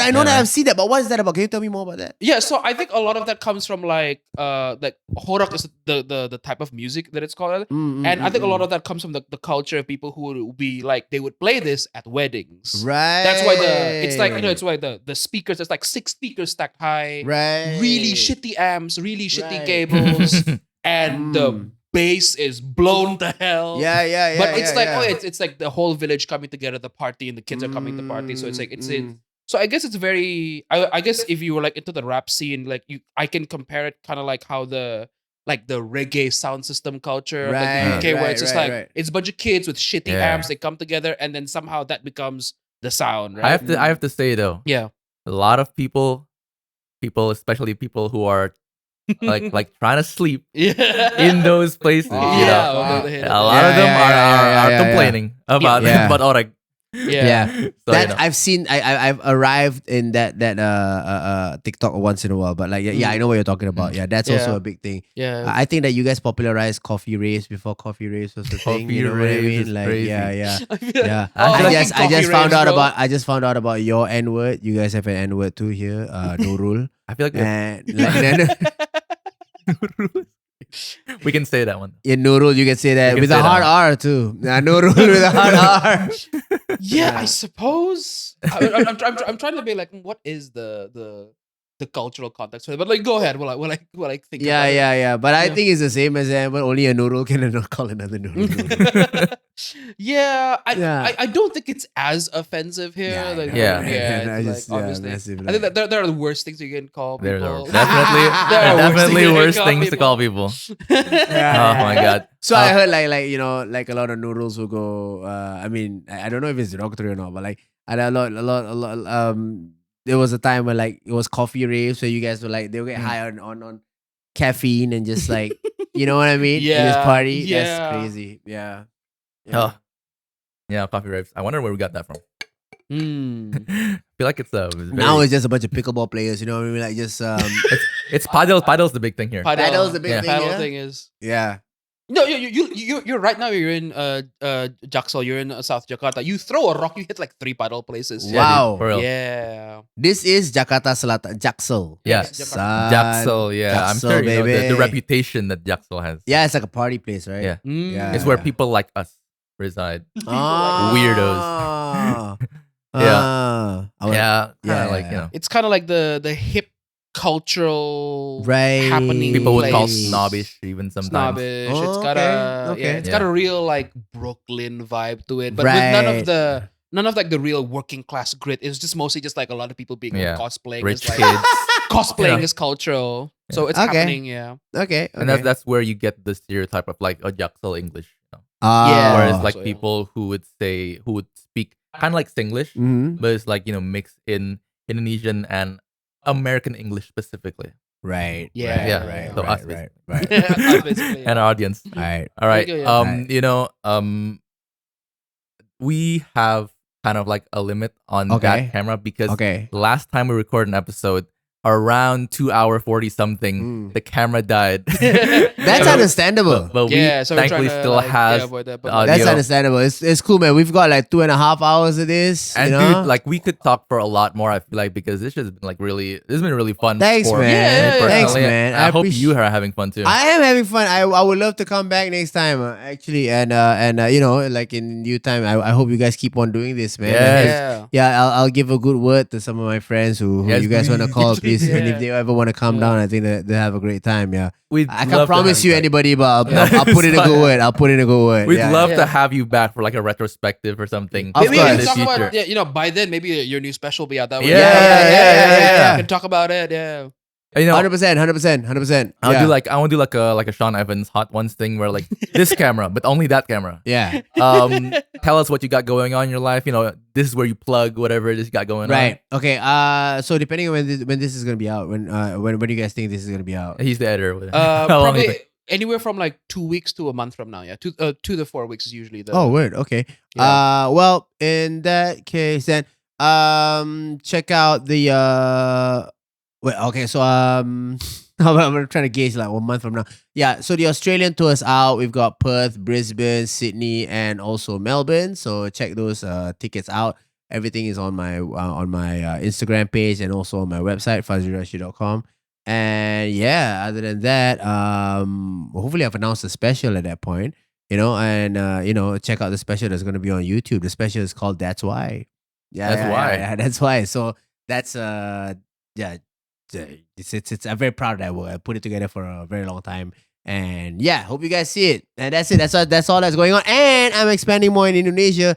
And I'm gonna be Starting coming. here. I'm starting here. I'm gonna come back here. Your debut. Yes, sir. I'm gonna show you Yeah. guys a lot of love, and I hope you guys come through, man. Let's hang out. You know, let's see what can happen. And Sure, I'm yeah. very very interested to do And that. Anytime you have a show, hit us up and I will plug it in the story. Word. Our good friend and Yeah. former podcast Yeah. guest. Yeah, but if you Fadzri ever do Rashid. any like live stand-ups, we would also just love to like Yeah, come yeah, and be yeah. like Yeah, a yeah, live for audience. sure. Sounds great. 100%. Yeah, I'll let yeah, you yeah. guys know that. Yeah. Thank you so much for having me, man. Yeah, thank you for coming on to Appreciate this it, like appreciate dingy it. ass podcast. Dingy? Oh, bunch of Yo, nobodies. Kai, did you hear that? They said this place is dingy. This place is dingy. We gotta stop. We gotta Fuck, stop. you're We talking gotta about stop dingy? telling. We That's gotta, crazy, bro. we gotta That's stop crazy. giving This is the- Jaksel, baby. This is They can't Jaksel, see it. baby. They can't see the swimming What pool. swimming pool? No. See that? I just did this. This is Jaksel, baby. It's just JXL, baby. You don't know. See We're that? making a thing. We're Jaksel. making a thing. We're This making is a the thing. Jaksel sign, bro. JXL. Y'all don't That's know the that? real shit, bro. Yes. What? No, it's true. They're telling us to stop. Well, I can't do that. It's offensive. Yeah. Man, you can't do shit nowadays, man. Can't do the fucking woke mobs getting I know, there. the woke mob. I can't even do the Comedy's Jaksel sign. dead, bro. Comedy's dead. Am I appropriating? Anyway, the camera might die, but like, thank you so much, Fadzri, for coming over to the podcast, and hope only for the best for your next specials and also all your live shows. All right, Thank you, Yeah. man. I'll see you guys. see ya. All right, see ya. Shout out.